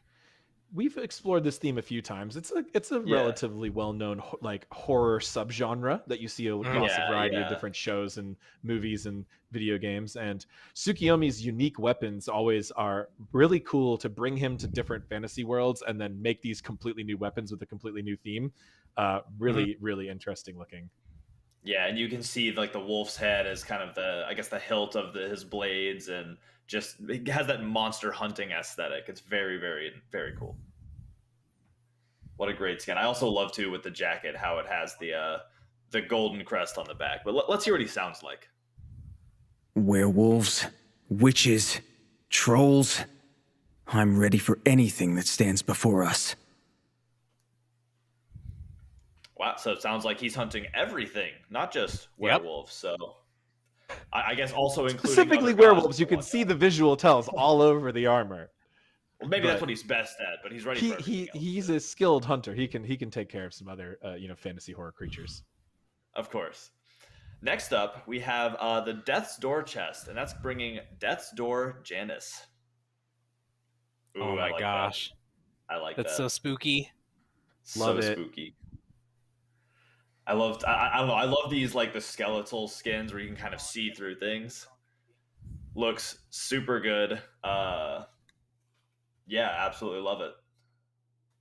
Wanted to take something for Janice and go a little bit more serious, a little bit more intimidating. Janice tends to have a lot of silly skins, goofy skins, which is great, and it fits the god really well. And some of them are, some of the best skins in the game.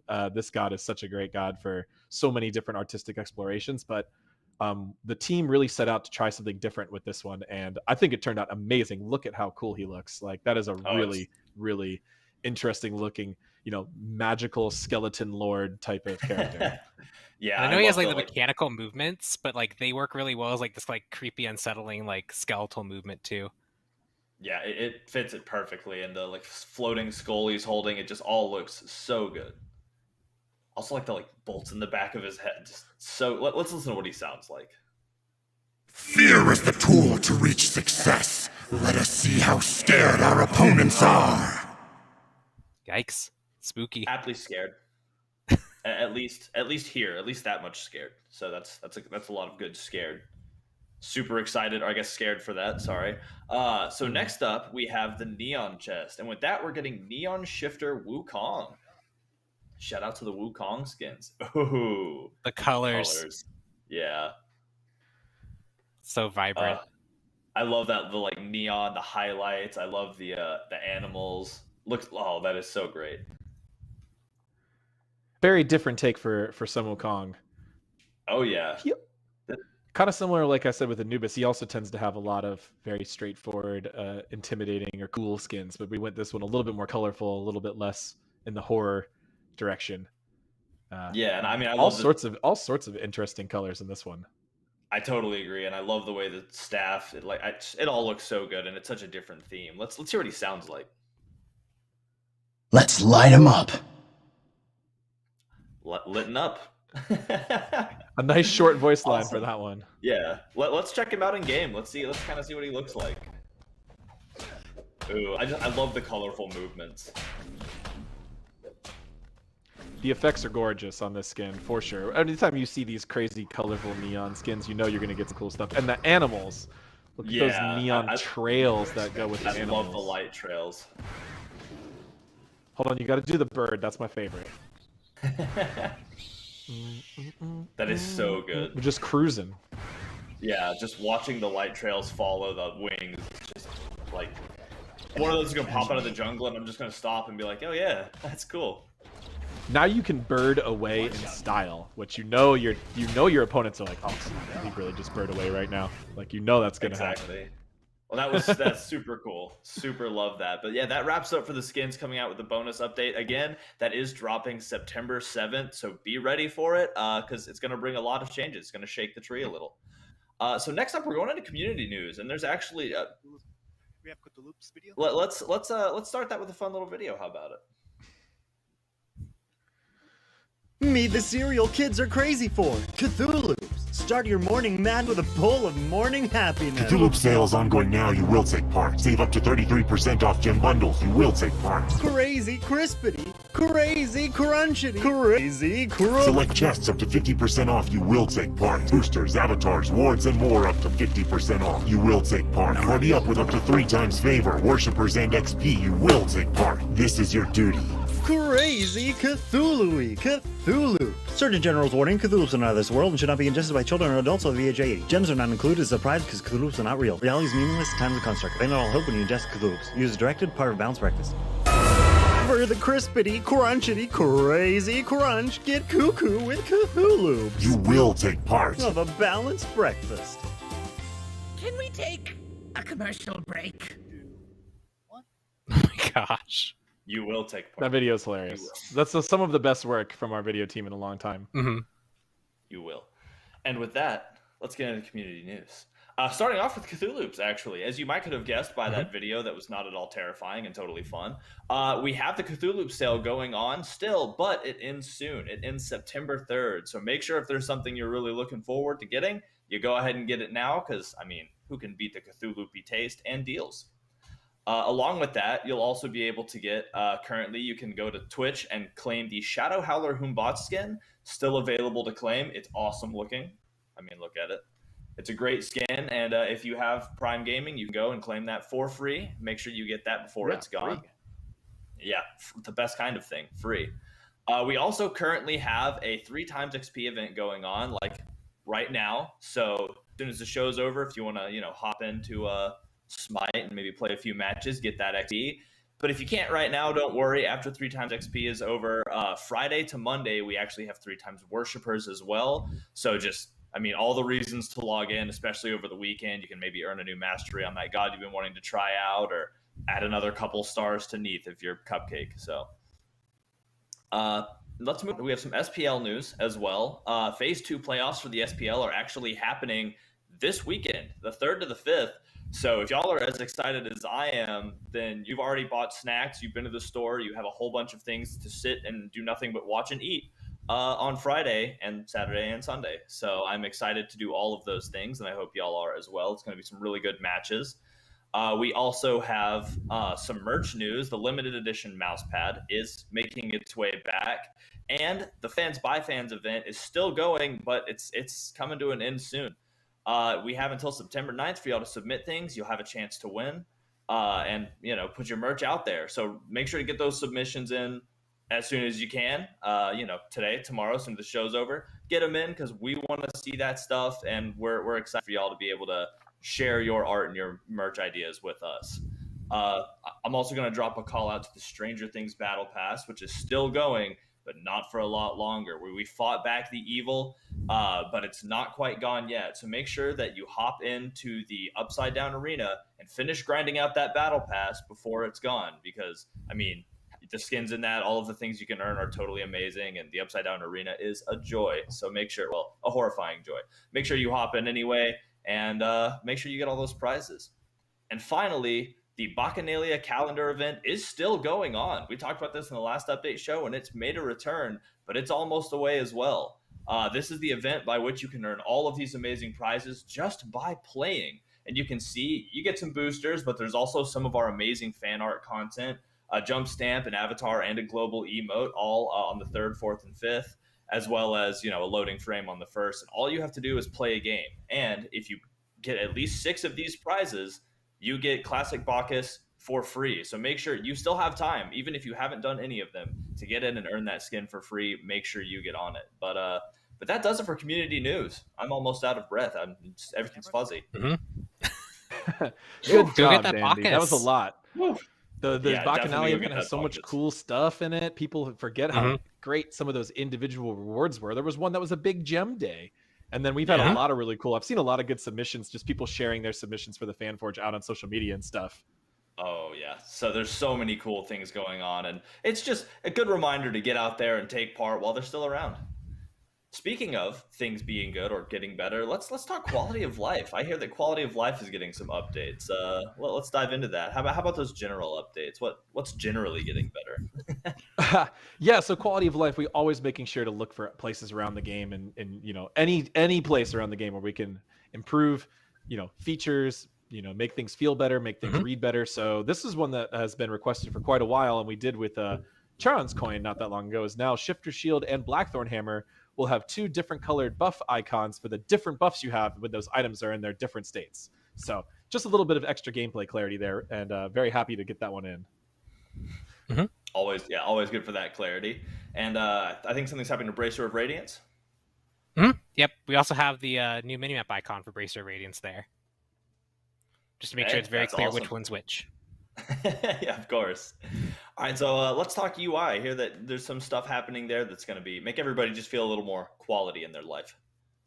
Okay, so this one is an interesting one. This is a little bit specific to people like streamers and other community types, but making it easier to block a player while in a match. You can block players from your friends lists and social menus outside of a game, but now you'll be able to do it in a match. You'll be able to type a variety of different complaints commands to block people from sending you whispers you don't want. I would also like to let people know that you can turn off the ability for random people to whisper to you entirely. That setting does exist. You can go turn that off if you find yourself struggling with random people whispering you. But if someone's whispering you and you're not interested in hearing what they're having to say, you can just type /block or /B to block the most recent player. So I want to make it really quick and easy while you're in a match. We know you're fighting, you're smiting, you don't have time to type all that. So you can just type /B. It'll immediately block the person who most recently whispered you. Or you can type /block player name to do that. This is just, you know, a very specific thing for our content creators and streamers and stuff like that, but should be another way just to be able to protect yourself against toxicity. That's great. That's super good. Although, you know, most of the whisperings I hear in my ear are about Cthulhu these days, so no blocking that, I guess. So next we have some new ranked requirements. We got some ranked changes a little bit too. What's that looking like? Yeah, these are exciting. So the big thing here is we're actually going to add some restrictions for actually being able to queue ranked. So the big things here is you have to be level 30, which is unchanged for Conquest. You have to have 20 own gods at mastery level 2. So this is a new feature where you have to have at least a god you're comfortable with at level 2, as well as you need to have played 30 normal PvP Conquest games. So now if you're actually going to queue for ranked, you have to have met the bare minimum of having played some Conquest matches to get familiar with the map. You have to be familiar with enough gods. If your god pool got entirely banned out, you have at least one to pick for, and you're level 30, which is unchanged. For Joust, it's 14 own gods at Master Level 2, just to make sure you have enough gods to select from, and you need 30 normal PvP Joust games played.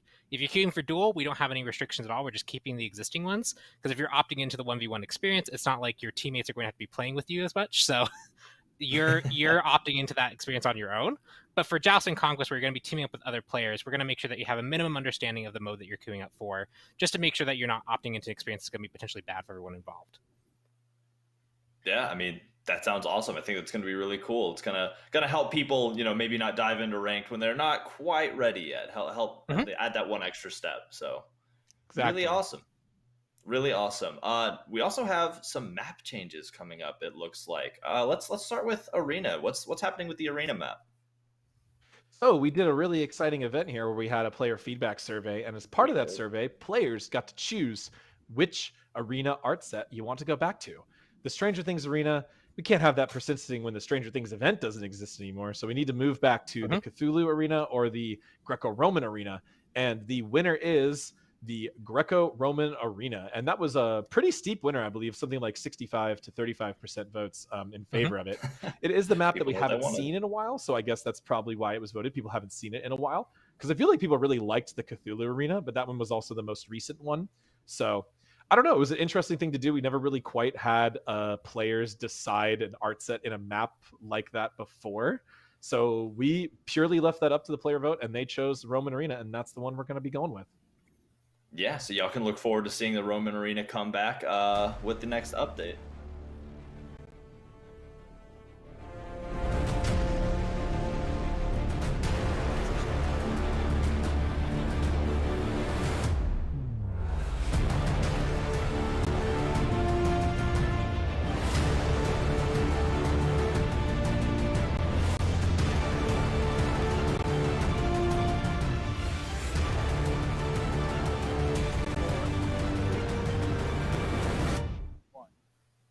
That's a great trailer. I love the action shots in there. So good. Although I got scared because the big siege minion always horrifies me. So next, we have some assault changes as well. What's going on in assault? All right, this is a big one. This is an exciting one. It's been a while, a long time coming. You know, there's a lot of debate in the assault community, like, what is the right amount of randomness, right? You know, some people are like, no, assault really shouldn't be that random. You should always get a balanced team. And you know, some people are like, no, just let random be random. And there's a lot of different ideas in between. One thing that's been really positive was the healer rule. So if one team gets a healer, the other team also gets a healer. That's already in assault. If one team gets a healer, the other team will get one as well. However, those weren't always balanced. You know, Hell and Aphrodite out heal a lot of the other gods by quite a bit. Also, you could have someone on your team who potentially re-rolls your healer and puts you at a big disadvantage, which is also problematic. So we're implementing a few features to make this feel better, specifically healer tiers, and healers will no longer be able to be re-rolled. So if you get a healer god that's tagged as a healer, no matter how many times it's been traded or who has it, you should not be allowed to re-roll it. If you find a way to break that, let us know, and the QA team will help us reproduce that and get that fixed. But you should not be allowed. So if you get that Aphrodite on your team, someone is playing that Aphrodite. You cannot get rid of it.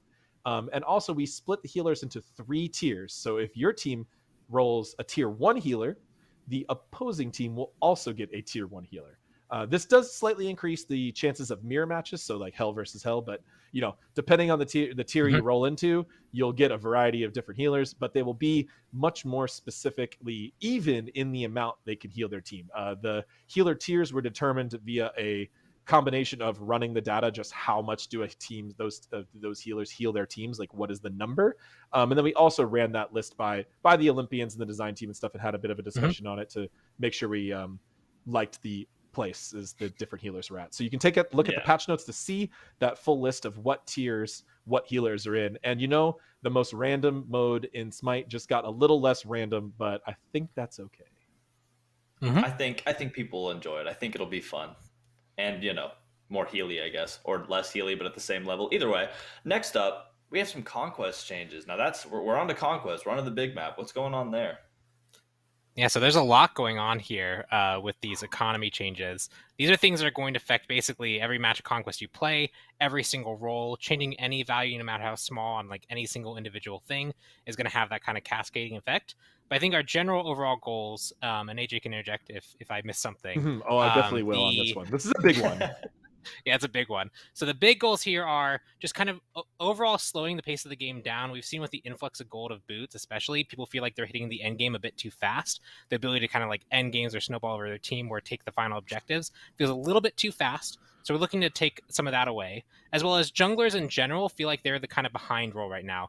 Every other lane has access to some of their farm. They also have access to the minions, and they're getting a bit too much. So junglers as a whole are falling behind, which is why you're seeing a lot of warriors especially. They have those extra free base stats. They're a little bit more resilient to that as well. So we think also making sure that junglers and the rest of the map feel more in line is going to be overall helpful to the jungle role, and especially help bring assassins back. And then finally, we also are looking at supports. And supports are really one of our focuses. With Benevolence, we saw that one of the big piece of feedback we had was that provided XP. And with the removal of that, there was a concern that even if Benevolence was necessarily balanced with all the rest of the items, you would still see this problem where supports are just falling way too far behind. So we've also adjusted upwards the lowest level player rule that we had, where supports are now going to get a little bit more experience for free. And that way we can better balance their relationship to the rest of the team just as a whole. Yeah, so when you look at these patch notes, you're going to see a lot of interesting numbers. You might not know exactly what those are going to mean, so we'll try to tell you in the simplest ways, which is overall changes to the pacing of the game. That is less experience and gold from all minion waves, and this adds up more and more over the longer a match goes. More experience in the jungle. Changing the support rules so the lowest level player is getting a little bit of a buff. That can help your support, or it can help whichever one of your players is just falling behind the most. And some additional quality of life and, targeted buffs, which are actually the speed buff. We're actually making the speed buff move a little faster. When you are, if you're a jungler and you're holding the speed buff, you will now move 8% movement speed base instead of 5%. So actually just buffing junglers directly through that. And we're also changing the initial spawn times of the first few things that everyone kills at the beginning of the game to give you a little bit more time to get to lane. The buff camps and back harpy camps are going to spawn a little earlier. This actually could potentially even create some more unique starts. We do expect a lot of people to follow the same starts they're doing right now, but they'll have a little bit more time to get to wave, but not quite enough time to go do a whole lot of other things. It's a 5-second change. And the last thing is actually the green buff, or the support buff, new one. We're actually delaying that start. So everything else is getting done early, but some people are getting confused, like, do I start green? Do I start red? What do I do? We're actually delaying the spawn of the green so that people don't try to start it. So we're making it pretty much impossible to kill before minions will have met before that spawn. So don't kill green. Start at red, purple, yellow, or blue, as your role should do. and you do your traditional start, you're going to have more time than you did before. And also, you're just going to feel a lot of subtle pacing changes across the whole game. Yeah. This is a really big change for us to do in a patch like this. We have some big other Conquest updates coming up soon. We were really discussing whether or not we should have it wait and ship all the Conquest stuff at once or do it right now. But when we were talking with the pro players and Olympians and monitoring our data and feedback, we saw a lot of opportunity to make Conquest feel even better. And these changes are where we arrived after all of those discussions, and a lot of data and a lot of calculations and a lot of discussion went into this couple bullet points here. Yeah, I mean, there's a whole laundry list of things that changed. And again, for any of y'all following along, if you want to be able to read over that at your own pace, make sure to check out those update notes, because these are going to be big. It's going to be a lot of interesting stuff. So I'm really excited for it. I think it's gonna change the pace, like you said, in a lot of cool ways. So considering we're talking about changes, how about we roll into 8.9's balance? Let's get into items. We have relics right up to bat, and Belt of Frenzy seems to be the first one in line, and it's getting a buff. How's that looking?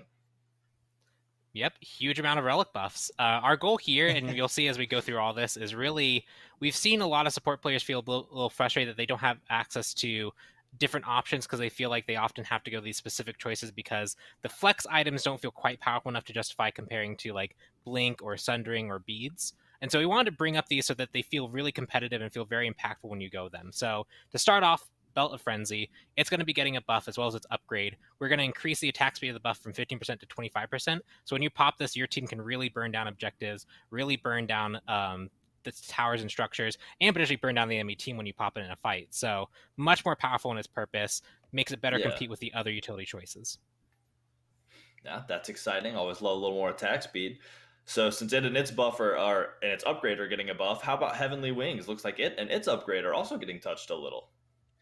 Yeah, so another thing we don't normally do very often is just a bunch of relic changes. This is like this update really turned into a really exciting one with a few balance changes between Conquest and relics, things we don't normally touch. But as Pawn mentioned, our main goal for this whole next set of relic changes was to increase the attractiveness of building these other utility relics, specifically on supports, but also potentially on other roles, right? A lot of times supports were vying for Shell for many years. That was just the go-to. We nerfed Shell and we saw everyone kind of go back to Beads and Aegis, even the tanks. So now we're trying to see how can we get these other relics to be like, in a spot where they compete with the way Shell used to work. So Belt of Frenzy just being more powerful, Heavenly Wings being a shorter cooldown, which this is a really fun relic. I really hope we see more of it because I think it's a really good one. It feels really good to use. Being able to cleanse your team of slows is really impactful, and being able to give your team the rare Hastened Fatalis type of effect on the upgrade is a pretty cool thing to bring to a team fight that we just don't see that often. So hopefully we see more of that. It'll be exciting to see and terrifying to run away from. Next up, Horrific Emblem and its upgrade are getting a buff.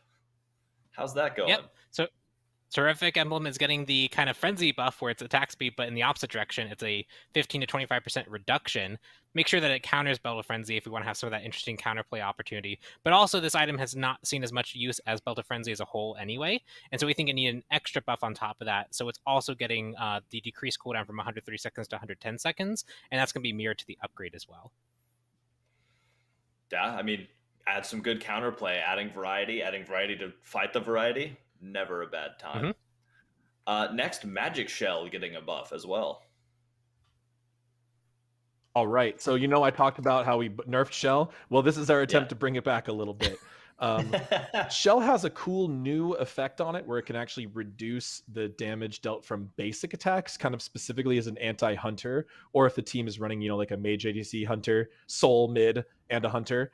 This could be really good. So we're actually bringing this effect. It used to be only on the upgrade at 50%, but now we're applying it at a 20% amount to the regular relic and still leaving the 50% upgrade. So just making that regular shell a little bit more powerful, especially against hunters or potentially those basic attack assassins like, Mercury or Kali.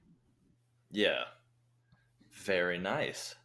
And then looks like finally, to end the relic section, we have Meditation Cloak and its upgrade also both getting a buff. And Pawn, what's happening with that?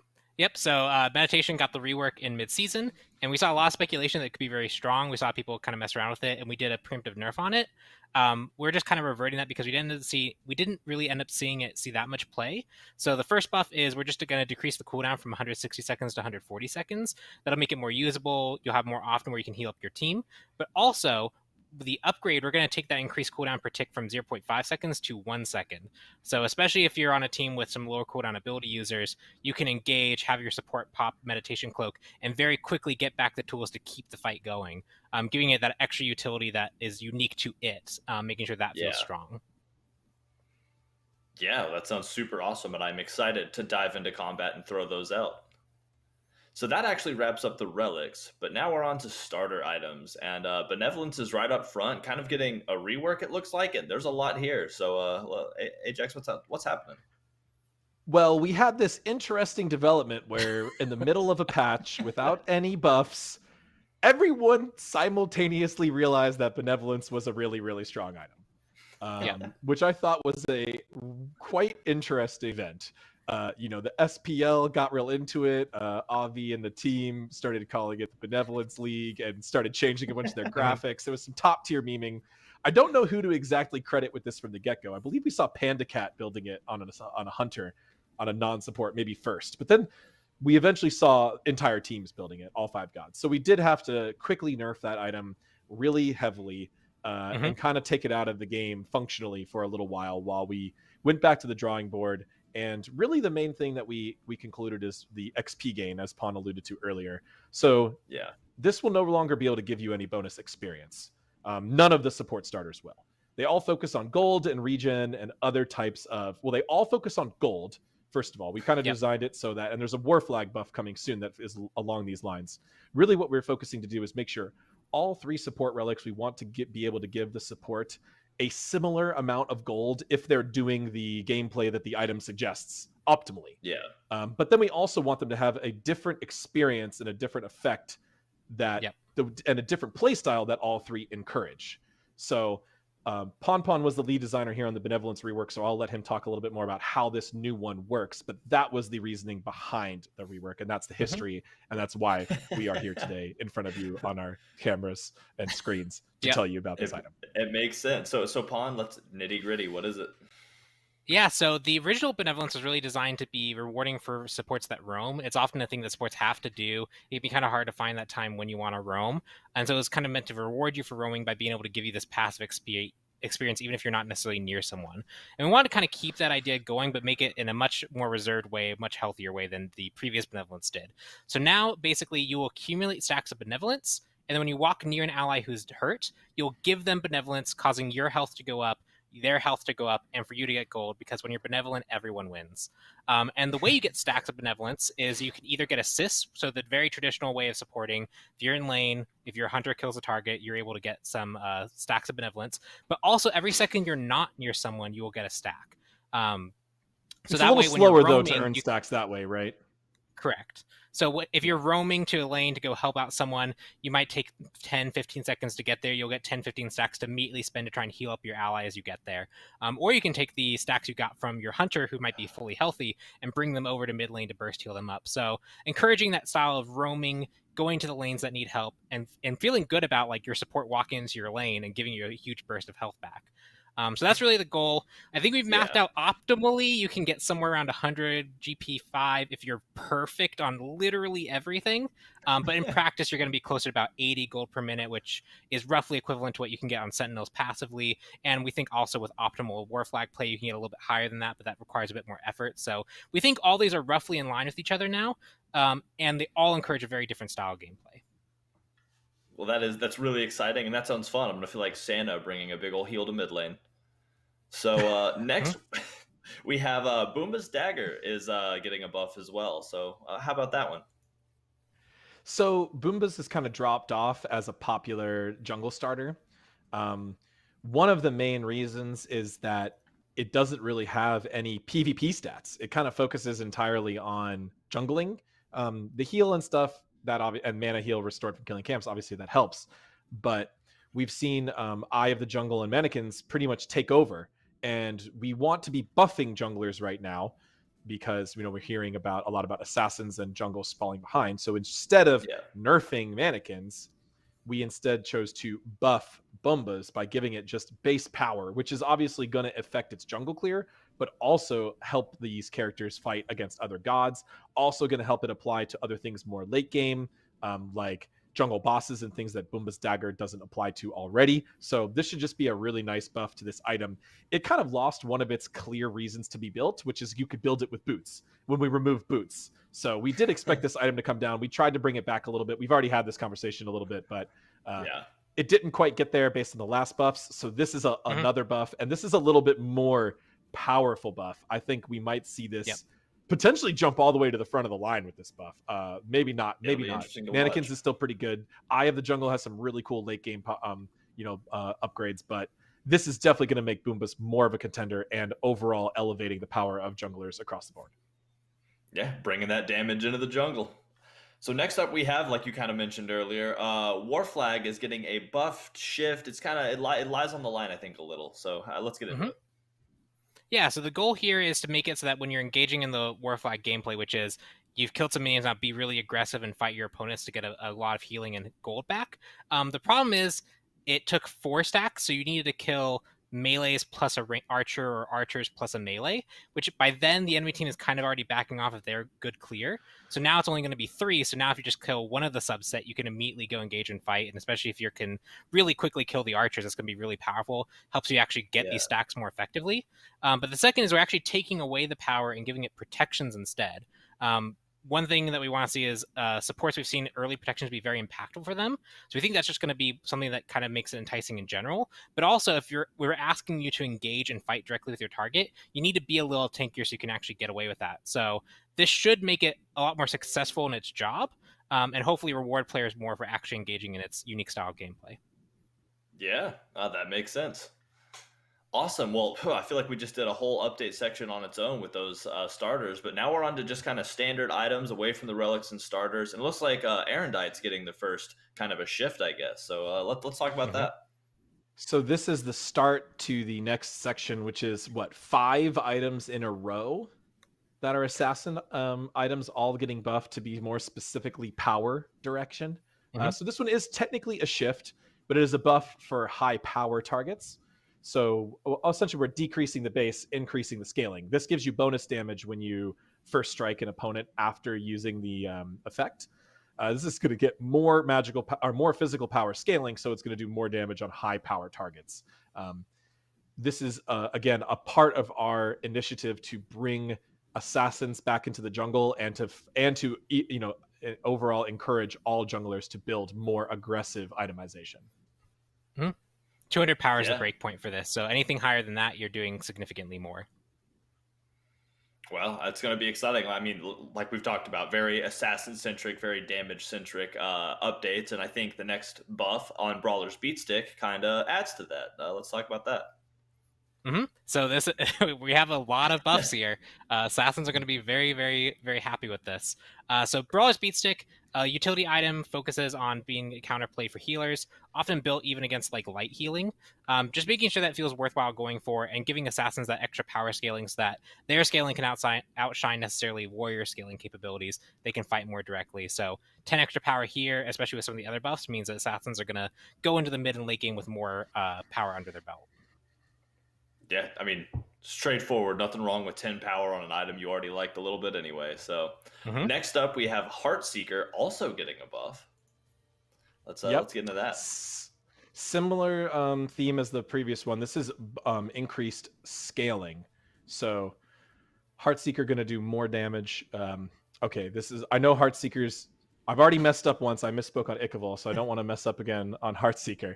Ichaival only steals attack speed, not power, which I already messed up once. So I apologize for that. But Heartseeker scales up based on, it does bonus % damage to the target, but the % scales up based on your power, right, Pon? Is that correct? That's the right. That way is to say all it. correct. Yeah. So this again gonna do more damage if you have more power, but we also, we're increasing the floor of it as well. So it's going to do 3% base, but then you'll be able to get up to 6. So a buff for all different forms of the item and trying to focus a little bit more towards high scaling builds. Yeah, incentivizing you to hit harder. Next, Jotun's Wrath also getting a buff. Looks like it's a little cheaper. Yep, so Jotun's Wrath kind of trades that extra power and pen that now Brawler's Beatstick and when we get to it, the Crusher will give.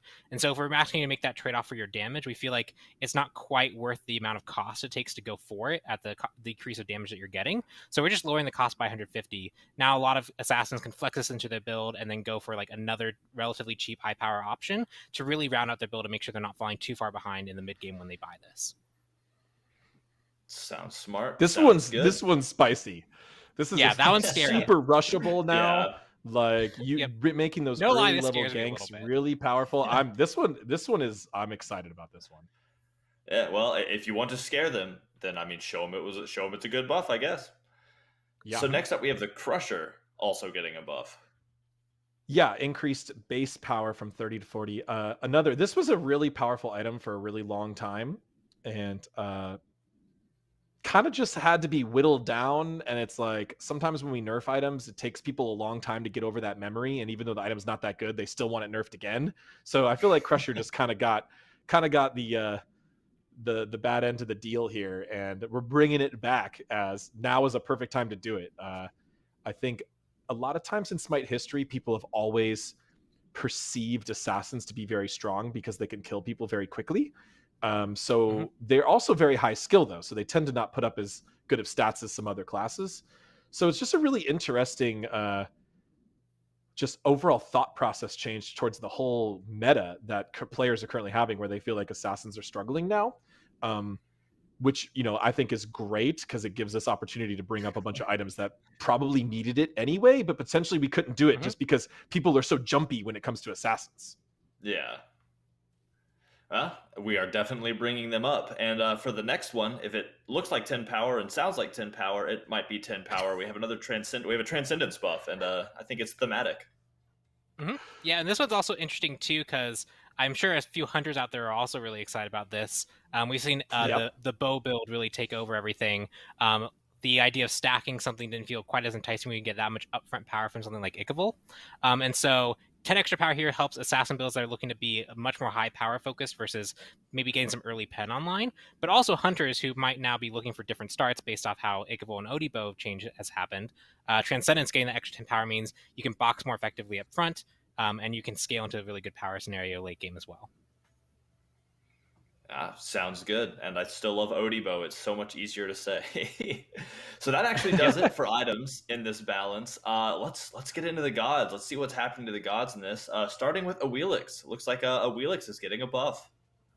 So we buffed so many assassin items that we tried to take it easy on the assassin gods. We did find a couple, but there's a little bit more actually support gods getting buffed than assassins. However, Awilix, she's been struggling a little bit. We've seen her actually show up a little bit in Fringe and Pro Play, but it really seems like more of a specific pocket pick for specific junglers. She has been a little underperforming for a while now. Looking at her damage numbers, she just has a little bit lower damage than a lot of other jungles do. So we just base damage on both of her key damaging abilities that are not the flip, because that one is especially scary. Already can hit really hard, already has a lot of interesting utility involving immunity frames and etc.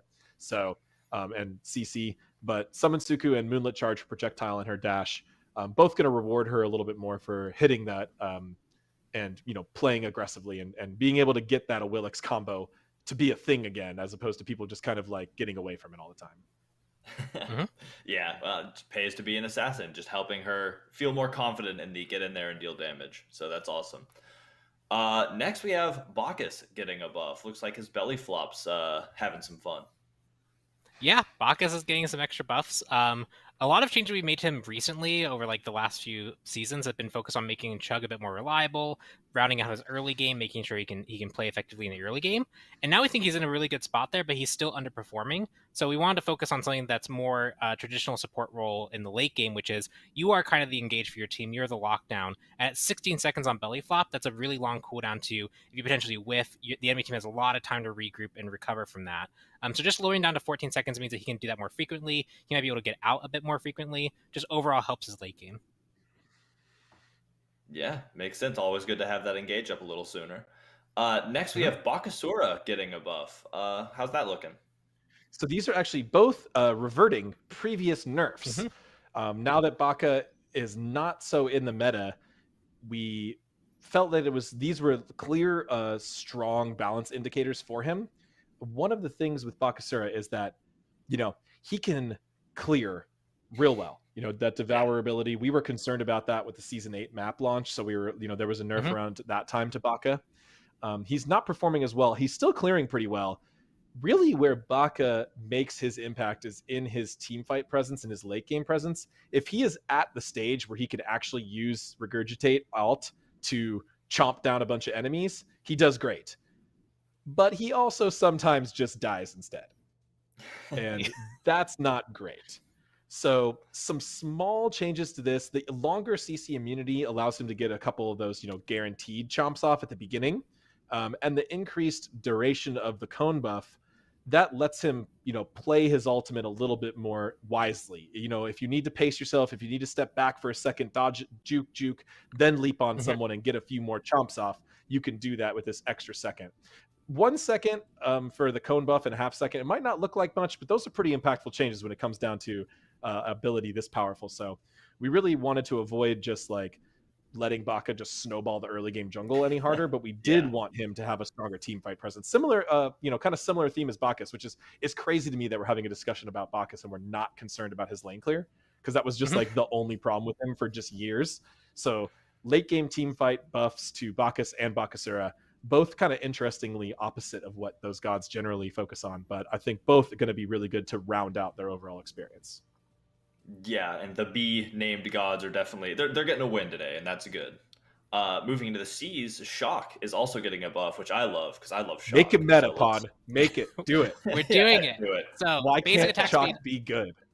So his early game is really good. Like his laning phase is good. He has a lot the extra sustain. The ultimate is really good against a lot of the characters in the soul lane. But once he actually gets to the team fight phase, other warriors often bring either more pressure or more CC. He's in that kind of middle ground where he doesn't do either particularly well. And something that felt like appropriate for Chalk was he wants to get in the middle of things, mix it up, use his rain to like slow people down. And so making it so that that part of his kit is a lot better. So the extra attack speed means that he can actually basic attack a bit more effectively once he gets to the late game. But also Torrent, gain that decreased cooldown from 13 seconds to 9 seconds. That gives him some extra protections for targets that he hits. It's consistent damage output that he's going to be bringing to a fight that he didn't have before. And that also means potentially every axe he can use, if he's going to burn 2 abilities for it, he could just immediately teleport away. So a lot of flexibility on his engage potential, a lot of flexibility when he's dealing damage, and just overall bringing up his late game so that he can be more relevant in terms of consistent pressure. Well, I will be looking forward to making it rain in the future a little bit more. Next up, we have Iset also getting a buff. So what's happening with Iset? Yeah, we wanted to be careful with this one. We've heard some rumblings. She might be just like on the edge of meta. Sino's back. You have a few other specialists who play this goddess. We not that long ago, we visited a period in SMITE where this was just the best mage in the game. We nerfed her heavily. We've been slowly undoing those nerfs to find, honestly, she's almost to the point where we brought her back to her rework position. Which means that we nailed it the first time, but players reacting to the rework and making us over nerf a little bit, potentially all reasonable. It's all part of the journey. Plus meta shifts. Yes, of course. New map, lot of new items, lots of other reasons to bring her back now. Again, similar story as Bacchus and Bakasura. Her early game, her lane clear, really strong, trying to avoid over buffing that, instead looking to her team fight. Her ultimate is a really unique ultimate. It's really good for jungle boss securing, and it can be really good for team fights when you play in it. The little bit additional damage mitigation, that adds up. 5% mitigation is a lot, especially when it's spread across your whole team. So fighting inside that circle of protection, which really feels like a super unique ability to Iset, bringing that back a little bit just to make that feel better. I'm thinking we're going to see some more Iset picks. I really do. I am agreeing with you. So next we have Ganesha getting a buff, which I love because I love him. So what's going on with that, my elephant friend? So we've seen actually Ganesh kind of fall off and not be that utilized. He has some interesting team fight capabilities, but he doesn't really have that that like same level of strength that we're seeing with the other supports that are being picked right now. And one thing that we noticed was Turn of Fate for a relatively standard line clear ability with some extra utility. The cooldown being locked at 16 seconds was really, really high. If you've ever come back to lane and try and kill the green buff on your own, you're going to realize like, oh, I'm a lot slower at actually like fighting someone than most other characters, unless I want to burn like my ultimate, which I don't think you're doing on a green buff. So this extra reduced cooldown not only helps him pressure targets more effectively, help with his late wave clear at the level 1 as well, but also means that he is bringing that unique strength where he's boosting his ally strength for targets hit more often. So just giving him that little extra bit that he needs to help him succeed in the late game. Yeah, sounds awesome. And yeah, I totally agree. It'll be nice to be able to just throw that in lane a little more freely later on. So next up we have Jeb also getting a buff. Looks like Cataclysm might be a little nicer. Is it Geb or Jeb? I Geb is what I usually go with. I said Jeb. Is it and then GIF I or panicked, GIF? So I'm all about GIF. We don't need I refuse to call it a GIF, even though I've been told that that's correct. It's a GIF, and Geb is a I'm Geb. a GIF guy. Anyway, yeah. Cataclysm Ultimate. This is a really interesting ultimate. People read it and they think about what Geb can do in a team fight, and then they use it and they go, oh, did it even do any damage? What happened? Like, doing that percent current damage is a really tricky thing. A lot of times people using it at the end of a fight and just really missing out on an ultimate ability and just instead getting just a stun. So reworking this almost a little bit to have just flat magical damage on the hit. This means it's going to hit significantly harder on low health targets. Well, we are shifting that by nerfing the total percent health damage it can do. Also, I did leave a word off the patch notes. I apologize. It's not going to have any magical scaling. So it is just base damage plus percent current health damage. So there is no incentive to build Mage Geb. Although, we've seen some solo Geb. It's fun to watch. Please go ahead and do it. You can't stop my jungle Geb. Doesn't bother me. Yeah. Geb is a fantastic god to have on your team. He's got a lot of good peel. But his ultimate, honestly, was pretty underwhelming. And gods like, Bacchus and Ymir and Terra, who can apply damage to a large area of gods around them, Geb was doing significantly less. So even in the best case scenario. Right. Even max health targets. And then also just hitting a bunch of max health targets is not always as valuable as being able to kill secure or wait a little bit more in the fight. This also makes Geb a little bit more unpredictable. He can wait until the fight. He doesn't have to just blink in an ult when everyone's full health every time, which is, that's a fun play to make. But after that, after you've done it too many times, it becomes really predictable, really easy to play around. So this should make Geb a lot more flexible. Thanks for adding that in, Pon Pon. But, as a support main myself, I am very excited for this one. I think it's going to be really good. I agree. I think those are all very good changes, and I'm excited to see GIFs about Jeb using his new ability. Let's go to Hell, who has some stance attunement changes. Yeah, so this is a bug fix that has a lot of things going on with it. So first thing to talk about is probably Hell's prevalence in the SPL. We're seeing her pick more often, being contested more often. So she's definitely a character that is currently doing pretty well. And we found an issue where her stance attunement was actually causing her healing increase to not affect allies, which is a pretty substantial bug that was happening there. So we fixed the bug, but just fixing it means Hell gets quite a huge buff in a situation where she's already pretty good right now. So now that we've fixed the bug, we are also going to be taking down the healing attunement that she gets for being in that light stance from 20% to 10% to kind of offset this bug fix, as well as make sure that she's not too strong in what she's doing, especially considering that she is currently a pick that people are going for and trying to go for. So less self-healing, more ally healing, which is really what we expected. Most players thought she was doing all along, but for some amount of time she was not. Well, yeah, it sounds like it's nice and balanced out now. It'll be exciting to see that in the game. Next, we have Hao Yi also getting a buff. How's that? What's going on with Hao Yi? All right, Hao Yi. One of the most storied hunters in Smite history. For a long time, he was just considered the go-to SPL hunter. You weren't a pro hunter if you didn't know how to play Hao Yi. He's dropped off a little bit. One of the nerfs we did was to change his jungle clear rules. We nerfed his ricochet a little bit so he couldn't just insta-clear camps. I think that was really important to his balance, because gods that can get such an advantage in their clear and get to lane so much earlier than other gods can cause a lot of problems. This put him on a fair level with the rest of the hunters. Then we had to just kind of wait and see how the metas affected him, see how the different things, different maps. But you know what? We've had some different maps come and go. We've had some different metas come and go. We've had crit meta, we've had non-crit meta, bow meta, and Hui has only shown up a little tiny bit and really been struggling. So we started looking for an interesting way to buff him. Knowing his evasion can be really good, his ultimate, his ricochet. We focused on instead Mark of the Golden Crow, which is a really unique ability to Hui. It's kind of his whole kit works around that. Yeah. And really just making this deal more damage and be up more often. This is going to make Hui be able to do Hui things even more often. And encourage, again, more flexible plays, using his different abilities and the combos in different ways, instead of just looking to, something like if we just buff Ricochet again, and then everyone's just like waiting for that lucky one shot. So I'm really excited to see Hui come back with this change. And I think this is a really exciting way to buff him, kind of in a new way that he's never been adjusted. Yeah. Even his long balance history, we never really affected Mark of the Golden Crow like this before. So it's really exciting. Yeah, that is exciting. Always cool to see new change. Next, we have Horus also getting a buff. Looks like Updraft and maybe Protector Surge might be getting a little touch up. Yep. Continue with our support, and I guess he's a warrior, but he often can be played support. Buffs Updraft and Protector Surge. We're increasing the base damage and healing of both these abilities so that in the early stages of the game and for Updraft as it continues on, you're going to be able to poke more effectively, help your lane clear more effectively. But also Protector Surge is going to be getting that healing increase at the early ranks so that when you have this at just rank 1 because you're focusing more on pressure, you can heal up your teammates a bit more effectively. Overall, for a character that has such a unique late game utility and being able to drop ship your whole team to the key objective, we wanted to make sure that rather than buffing that, because we've done that kind of approach in the past, we wanted to focus just more on his core strengths. So Updraft getting a base damage buff, and on the Gust attack, specifically the range follow-up attack, and Protector Surge getting that early game healing increase just should help round out his gameplay. Yeah, it'll definitely help him kind of work into that supporting the team role.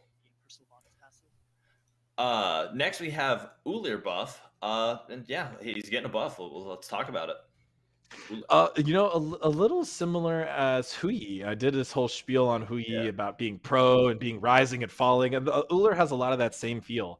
And bringing back some of these assassin items that can sometimes flex to hunters will help him a little bit. But we saw like a solid Bluestone Transcendence meta, and Ulir was still just like a pocket pick for like Zapman only, and we really didn't see him much, and we didn't see him in the casual player metrics either.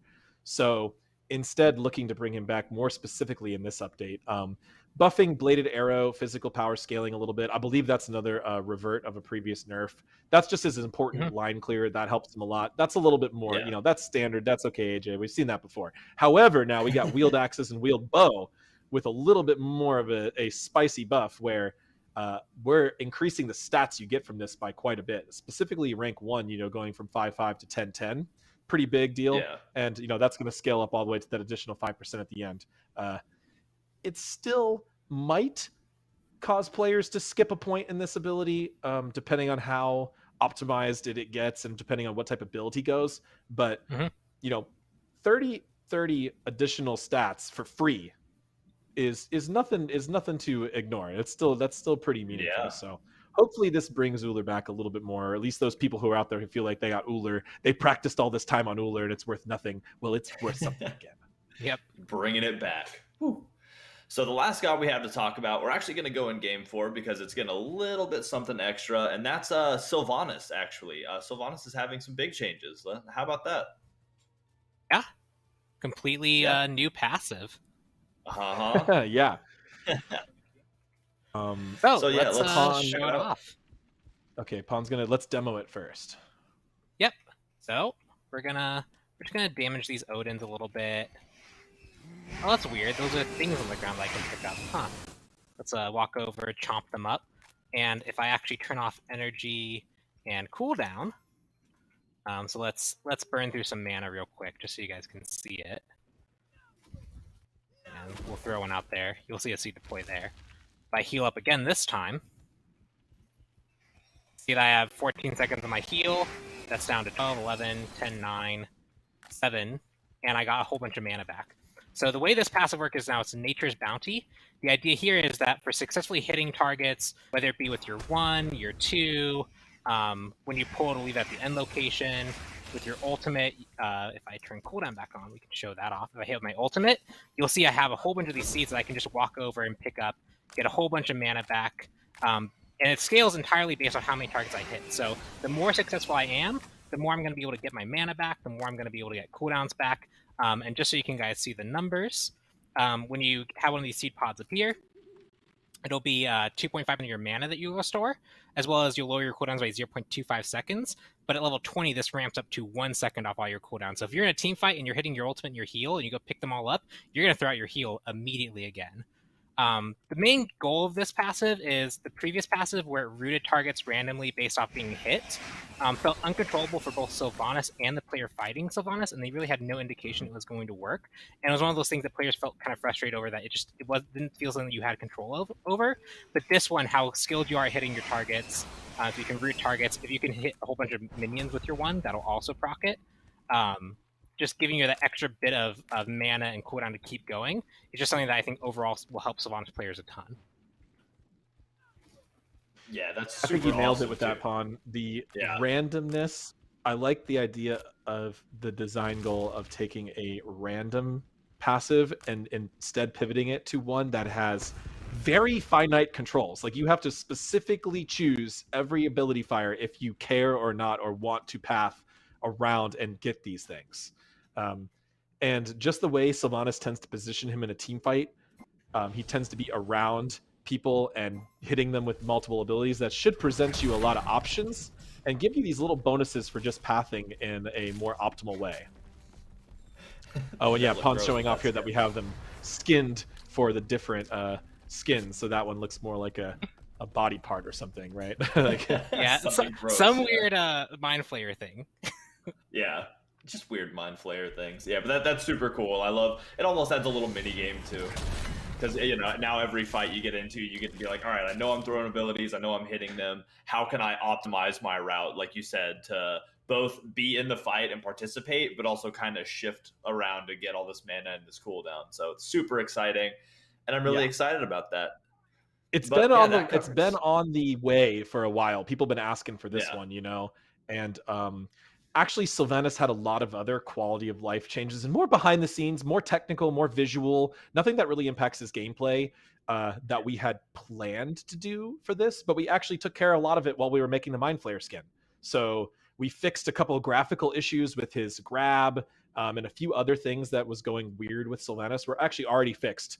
The plan for Sylvanas rework was always to just make a new passive and then fix some of those behind the scenes issues. So a lot of those got fixed already. So here you have just the passive. I know there was some rumors floating around that they were worried we were reworking the rest of the kit, but that was never part of the plan. It was always just the passive and a few other like small behind the scenes technical fixes. So, don't believe everything you read out there, kids. Well, I'm happy to see it.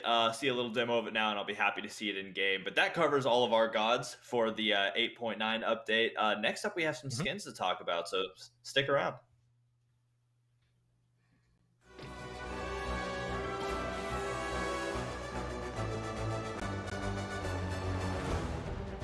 Why settle for less when we can be whoever we choose? You fight without honor. What's wrong? Lagging behind? What do you mean? I'm neat!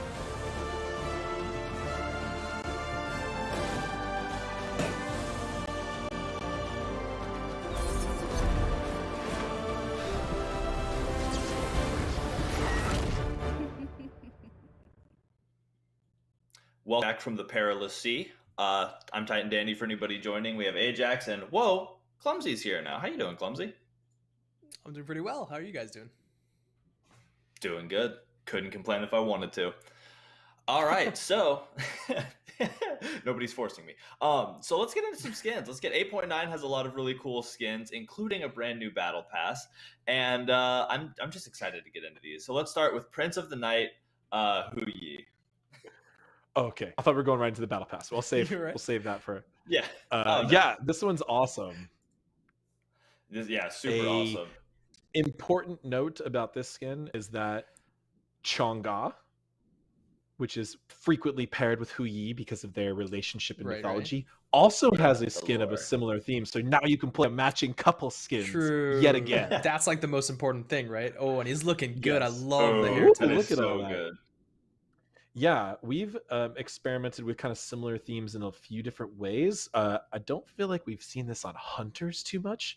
Vampires are usually like mages or assassins, but we're like, right. Ooh, this would be really interesting for Hu Yi, and also, you know, he's hot, so like that's. I mean, good too. And I love the inlaid gems. I don't think anyone could disagree there. Yeah.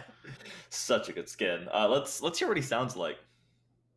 Let's get this over with. Changa and immortality are waiting. Oh, still looking for Changa. He's hot and he has values. That is so good. So next up, this one I'm excited about as well. We have Sentai Mulan. All right. Yes. Another new theme, and one that have seen people have seen across a variety of different shows and movies and comics and manga and etc. It's really cool to finally be bringing this MITE and having Mulan be the representative for it. Yeah, I mean, it totally makes sense with how heroic that style is. That is sharp. It's so good. Yeah, that is very clean. Yeah, I love the armor. I love the way the helmet is shaped and like the accessories and everything. The cape, it's just so good looking. And we're gonna have Mulan with her variety and arsenal of weapons, right? So that's gonna be pretty sweet. Yeah, which feels so fitting to this theme too. Exactly. It really does. I mean, the whole thing just screams hero, like conqueror of evil, or it's just, I don't know. I think it's a great skin. And I love that red too. Such a stylish red. All right, how about we hear let's see what she sounds like. Someone has to fight evil. Might as well be me. Might as well be. That's been her motto since she showed up in Smite. Yep. All right, here I go again. Yeah. Here I go saving people again. Yeah. So good. So next up, that does it for the Odyssey. But next up, we have the Jurassic chest, and we're gonna have Jurassic Slasher Chernunos. I always say his name wrong. Oh, sweet! I haven't seen this one. This is awesome. Chernunos. See, there you go. So this one this is a really interesting. It's a new theme, I would say. It's a bit of a pivot on the sort of like dragon man type of theme, but we went and took it a different direction with a dinosaur-inspired dragon, and with almost a Babylonian, one of our more ancient mythologies, inspired armor set. And then, of course, he turns his opponents into shivering, scared little sillier dinos. But man, this one turned out so well. I love it. So afraid. And also, Chernunos being the horned god, it just makes so much sense for him to be. That's true. Based off of a Triceratops, one of the most iconic horned creatures in all of history and of Earth, as well as just fantasy and games in general. So overall, really love how this one turned out. I think it's really cool. Very cool. Absolutely fantastic. I love the armor. His head is just so well designed, like you said. It really does. It's such a great skin. I love it, and I love his shivering little prey technically. So let's hear how he sounds. Our homeland is in danger, and I will not stand by watching it fall. We must take action. And take action he shall. That is so awesome. I'm excited. I guess I'm not excited to have, glaives thrown at me, but it'll be cool either way. Just don't get hit. Be the one throwing those glaives. True. That's the solution. Just juke. As if. So we have the Toxic Tide chest actually coming up next. And we're bringing some poison in with Toxic Tide Hebo. Dude, he's ripped. He is. We've experimented with this theme once or twice, and it worked really well on Yamoja, who's also I was a gonna say water it's like goddess. Yamoja one, right? So then we were like, Hebo, water, bingo. And it just fits really well. And the way Hebo's base skin has like the crazy gauntlets that are more organic, we could do them in a mechified way. And his atlases, which could be done to be, a little bit more techy. Just a lot of really good connections between the base god and the theme here. And just a really cool color scheme that you actually don't see all that often in the game. That's true. My yeah, green that fans, love where the you at? material. I also love his like the green fire or kind of on his head. It's just I love Hebo has so much. I love the way his skins look because I love all the way you can work with his body water pool thing. So seeing it like you said with this green, which is kind of an uncommon color for certain things, it's just such a nice look. Mm-hmm. What a great skin. Let's hear what he sounds like. I can feel the toxins flow through me. Scary and gross. I like it. I like how it's little.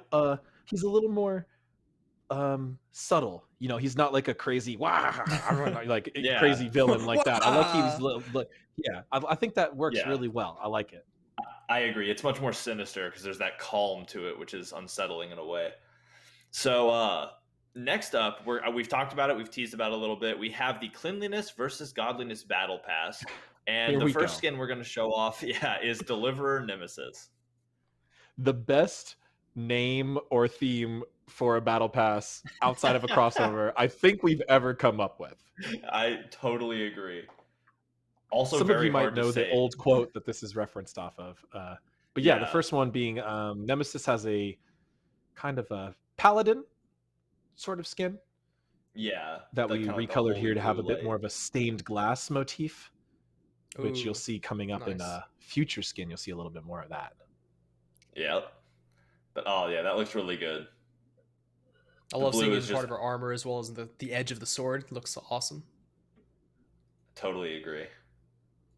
I love the way that the little wings they have that hue shift from a lighter blue to a darker blue. It just like that, the diversity in colors and going with the purple. I think it's a really great look. Absolutely love the cowl as well and the chainmail. Let's hear what she sounds like. The scales of balance have shifted. I will tip them back. I have no doubt that you will tip them back. That's awesome. Super excited. She's all about balance, just like us. She is. I mean, check the update notes. Haha. All right, so next up we have Iron Maid Bologna coming into the battleground. And she's cleaning up. That's all right. Yes. All right.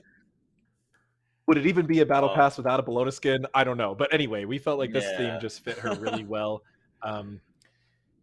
There is in the Cleanliness versus Godliness, there are two skins that are kind of towards the more Cleanliness theme, and there are two towards the more Godliness theme. The first one, Nemesis, was the Godliness. This is the first of the Cleanliness you'll see, and this is also sort of based on a whole subgenre, anime subgenre, that has these types of characters in taking all sorts of heroic stances and different adventures. Oh yeah. Yeah, I was gonna say because she's got the outfit, but she's also got an assortment of battle pieces on her too. She's got her spolders and her greaves. Yeah, and I love the pattern on it kind of like a teacup pattern almost on the sword. Looks so good to me. It really fits the aesthetic porcelain. And porcelain. Yeah. Or absolutely love it. I think porcelain was already an upgrade from what I said. So, but either way, the red that ribbons thing on teacups it all are made so out of. good. You're right though. Yeah. Either way, let's hear what she sounds like. It's time to release some pent-up frustration. Let's get going. Yeah, that tracks. Absolutely great. I'm so excited to have, be jumped on with the flag and probably, beaten to death in arena. But it'll be fun anyway because it's great skin. So so the next skin we have coming up is Battle Mother Nuwa. So Nuwa's coming back in. to the Godliness side. Yeah. The stained glass looking gorgeous. And this is your sort of high fantasy priestess character. Yeah. And there's a lot of really interesting details going on with her armor, and those stained glass relics she holds in her hand instead of her crystal, all with a unique pattern. And you're going to see that throughout the kit, the stained glass theme. It's really cool and something new that we haven't really quite done before. Yeah. It's really a really well fleshed out skin. Let's hear what she sounds like. We cannot be beaten if we stand as one. True. True. And stand as one we will in game. Yeah, let's check it out. I'm excited to see her clay soldiers as well. They're like stained You glass could soldiers. see the clay soldiers in the cart. Oh. They're also made out of stained glass. There's the stained glass fog. Yeah, I thought so. That is so That's cool. sweet. Stained glass fog. There's There we her go. glass That's cool. soldiers. Yeah. I That is love so that. awesome looking. I totally agree. They have a lot of nice detail and pattern to them, even when you look closely. It's cool. I love the noises too. Like they just the crystal they shattering. complement it. Yeah. You're also seeing a good bit of like holy magic mixed in with the 3 projectile and the ultimate beams Right. Coming down. It's like a dual thing going on. Yeah, You get a really lot of nice that- mixture of holy magic and stained glass effects. Yeah, you have a lot of that like golden light, which really does lend itself to that holy magic too.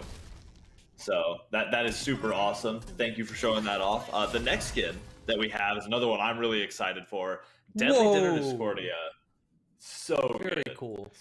This is a really this was just a very unique take on this whole theme. You know, we had this theme, we knew we wanted to do something a little more like the Bologna skin and the Nuwa skin. Those are pretty straightforward, but we wanted to do something else a little more original, something unique, something to Smite, something that people had never seen before.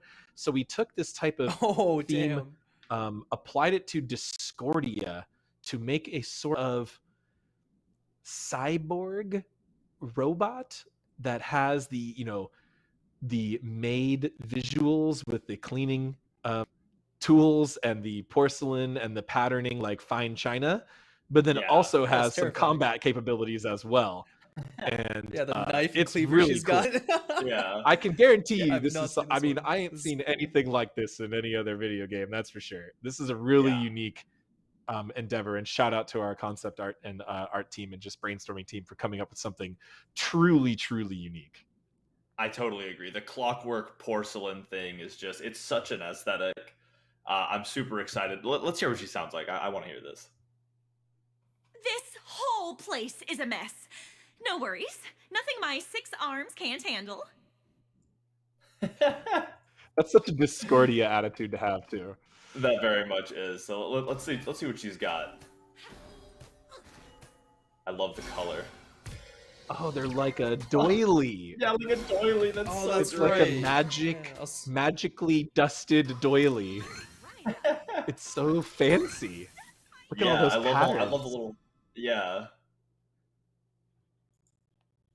Oh, super cool. Too fancy for Okay, us. we've been running the Yeah, it game was too too- it long, was- probably. It was too fancy. Yeah, that's usually what happens there. So But that that is- skin that is- does have a VXG as well. Yeah, but we're gonna have to wait and see that one, I guess. So it's super great. I'm super excited for it. And those are parts of, like I said, the new battle pass, the Cleanliness versus Godliness battle pass. So y'all better look out for that because it's gonna be so nice and so fire. So next up, actually, we have a little bit of a returning. The Teenage Mutant Ninja Turtles are making their way back onto the battleground. So the skins from the battle pass are going to be making their way back for purchase in the game. So you can look out for those coming up. You can get those if you missed them in the battle pass. And I just think that's really exciting because, I mean, I love those skins. I use them all the time. I love Teenage Mutant Ninja Turtles, so I grinded for them. But if you, again, missed them or weren't around and weren't able to finish that off, they will be coming back and you will have a chance to get back at them.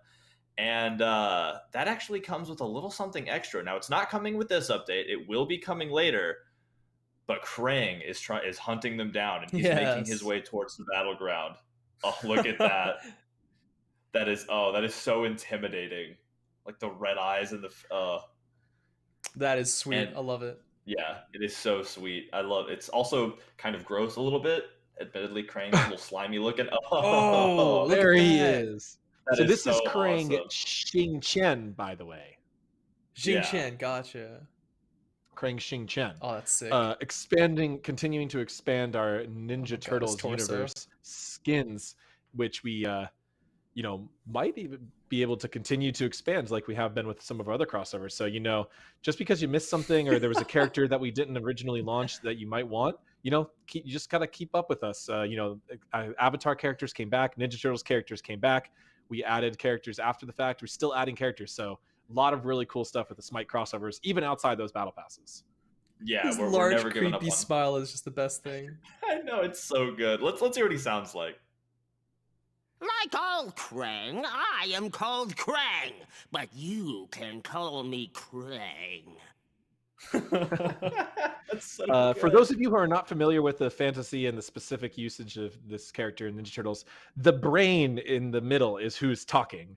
He's the one who's the mastermind. He's the one who's controlling it. The suit, the man is more of a mech suit that he controls to leverage himself across the battleground and such. Yeah, and you can see that with the movements, which I think is really well done. I agree that like jittering effect. Let's take a look at it a little closer. So this is just what a good looking. I love that walk animation. Oh, and his hand. The hand axe. Yeah.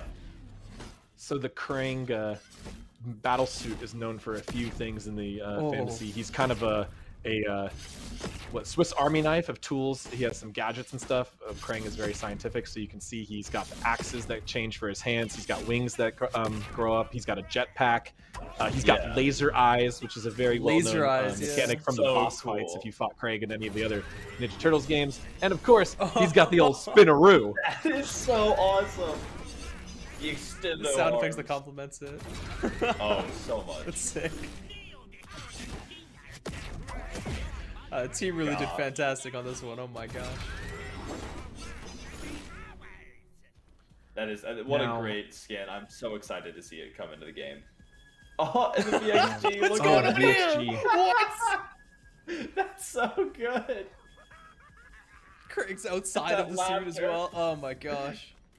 Oh man, above and beyond. I love it so much. Now it is worth noting with this skin is not coming until October, so we have a while. Krang is making his way to the battleground, but obviously the battleground is a long ways away. But it's important to know as well that this is also going to be a Prime Gaming exclusive. There you go. So, yeah, there it is. So, watch out for that. This is going to be a skin that comes with Prime Gaming, so if you have Prime Gaming, congratulations. Krang will be yours come October. If all you have to do is go and claim him, which is super great. And yeah, I wanted to let y'all know, but it is going to be until October. We're going to have to sit on that egg for a little while, which only means it's going to get better with time. And that's something very new for Smite, which we're excited to try out. Being able to get a skin like this that's so unique, that's crossover, that has all these additional features through a cross promotion with Prime Gaming, which most people already have anyway. So it's kind of free for a lot of people. That's really interesting. That's really new. I'm just interested to see how that goes for how players feel about it and how businesses feel about it, and also showing it off so early, which I think is really exciting. Like, I know we don't usually show off stuff this early, but we were just so excited about this one. We just had to get it out there. We couldn't not. Krang is on his way. It's just gonna be a little while. It will be, but let's jump back. Let's take 2 steps back. Let's finish looking at Discordia. I was sad she left. I was watching it, so we're back. We got Discordia back. With the doilies. I'm really glad we are able to get back and look at this. I agree. Oh, the laced effects, so awesome. Very cool. We got to see the ultimate and the special emote. I agree. Yes, the special emote for sure. Oh my gosh! Big spinning teacup. Teapot. It kind of has. Yeah. Yep. It has that ceramic sliding across table kind of noise. That's so good. Oh yeah. That's a nice detail. Oh, Biotin. Oh, got the chain. Oh, the teapot sound. That sound is so good. Steam. That is so good. Oh man, that is some top theming. That is. What about the special emote, Pon Pon? Yeah, let's check that out.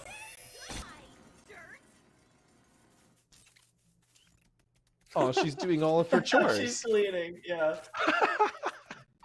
I love that. It really plays into the whole clockwork. Oh, she's chopping food and dusting. Yeah. Oh yeah, she's using all of her arms.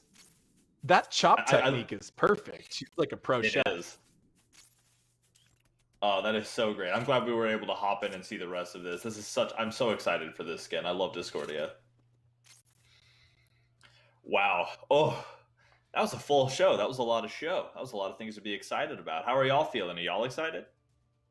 Very. I mean, this is for a normal balance update. This one has a lot of big stuff in it. Conquest rebalancing, relic changes, two roles being heavily adjusted in assassins and junglers and supports, assassins and guardians. It's a big update. I'm really excited.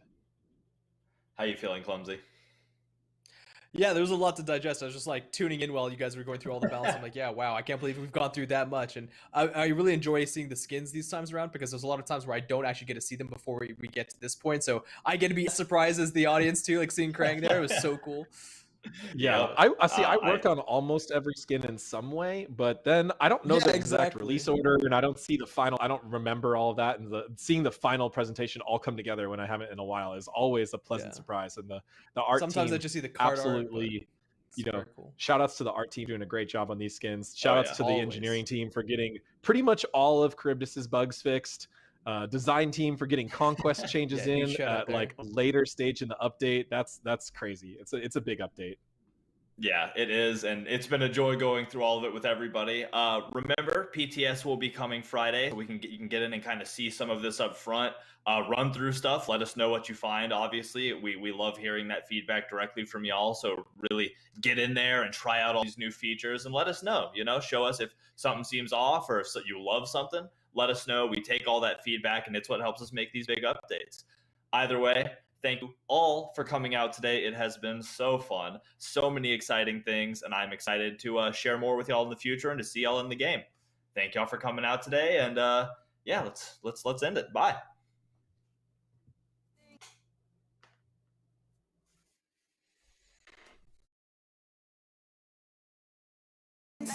Pricey, whole lot of carrots, my type thing. Whole lot of characters like me. If you only tell me yes, you can be around me. Faith around me, you can be around me. With some B's and some C's, yeah, they be around me. Be around me, don't you stick around me. I just wanna lie. I just wanna lie.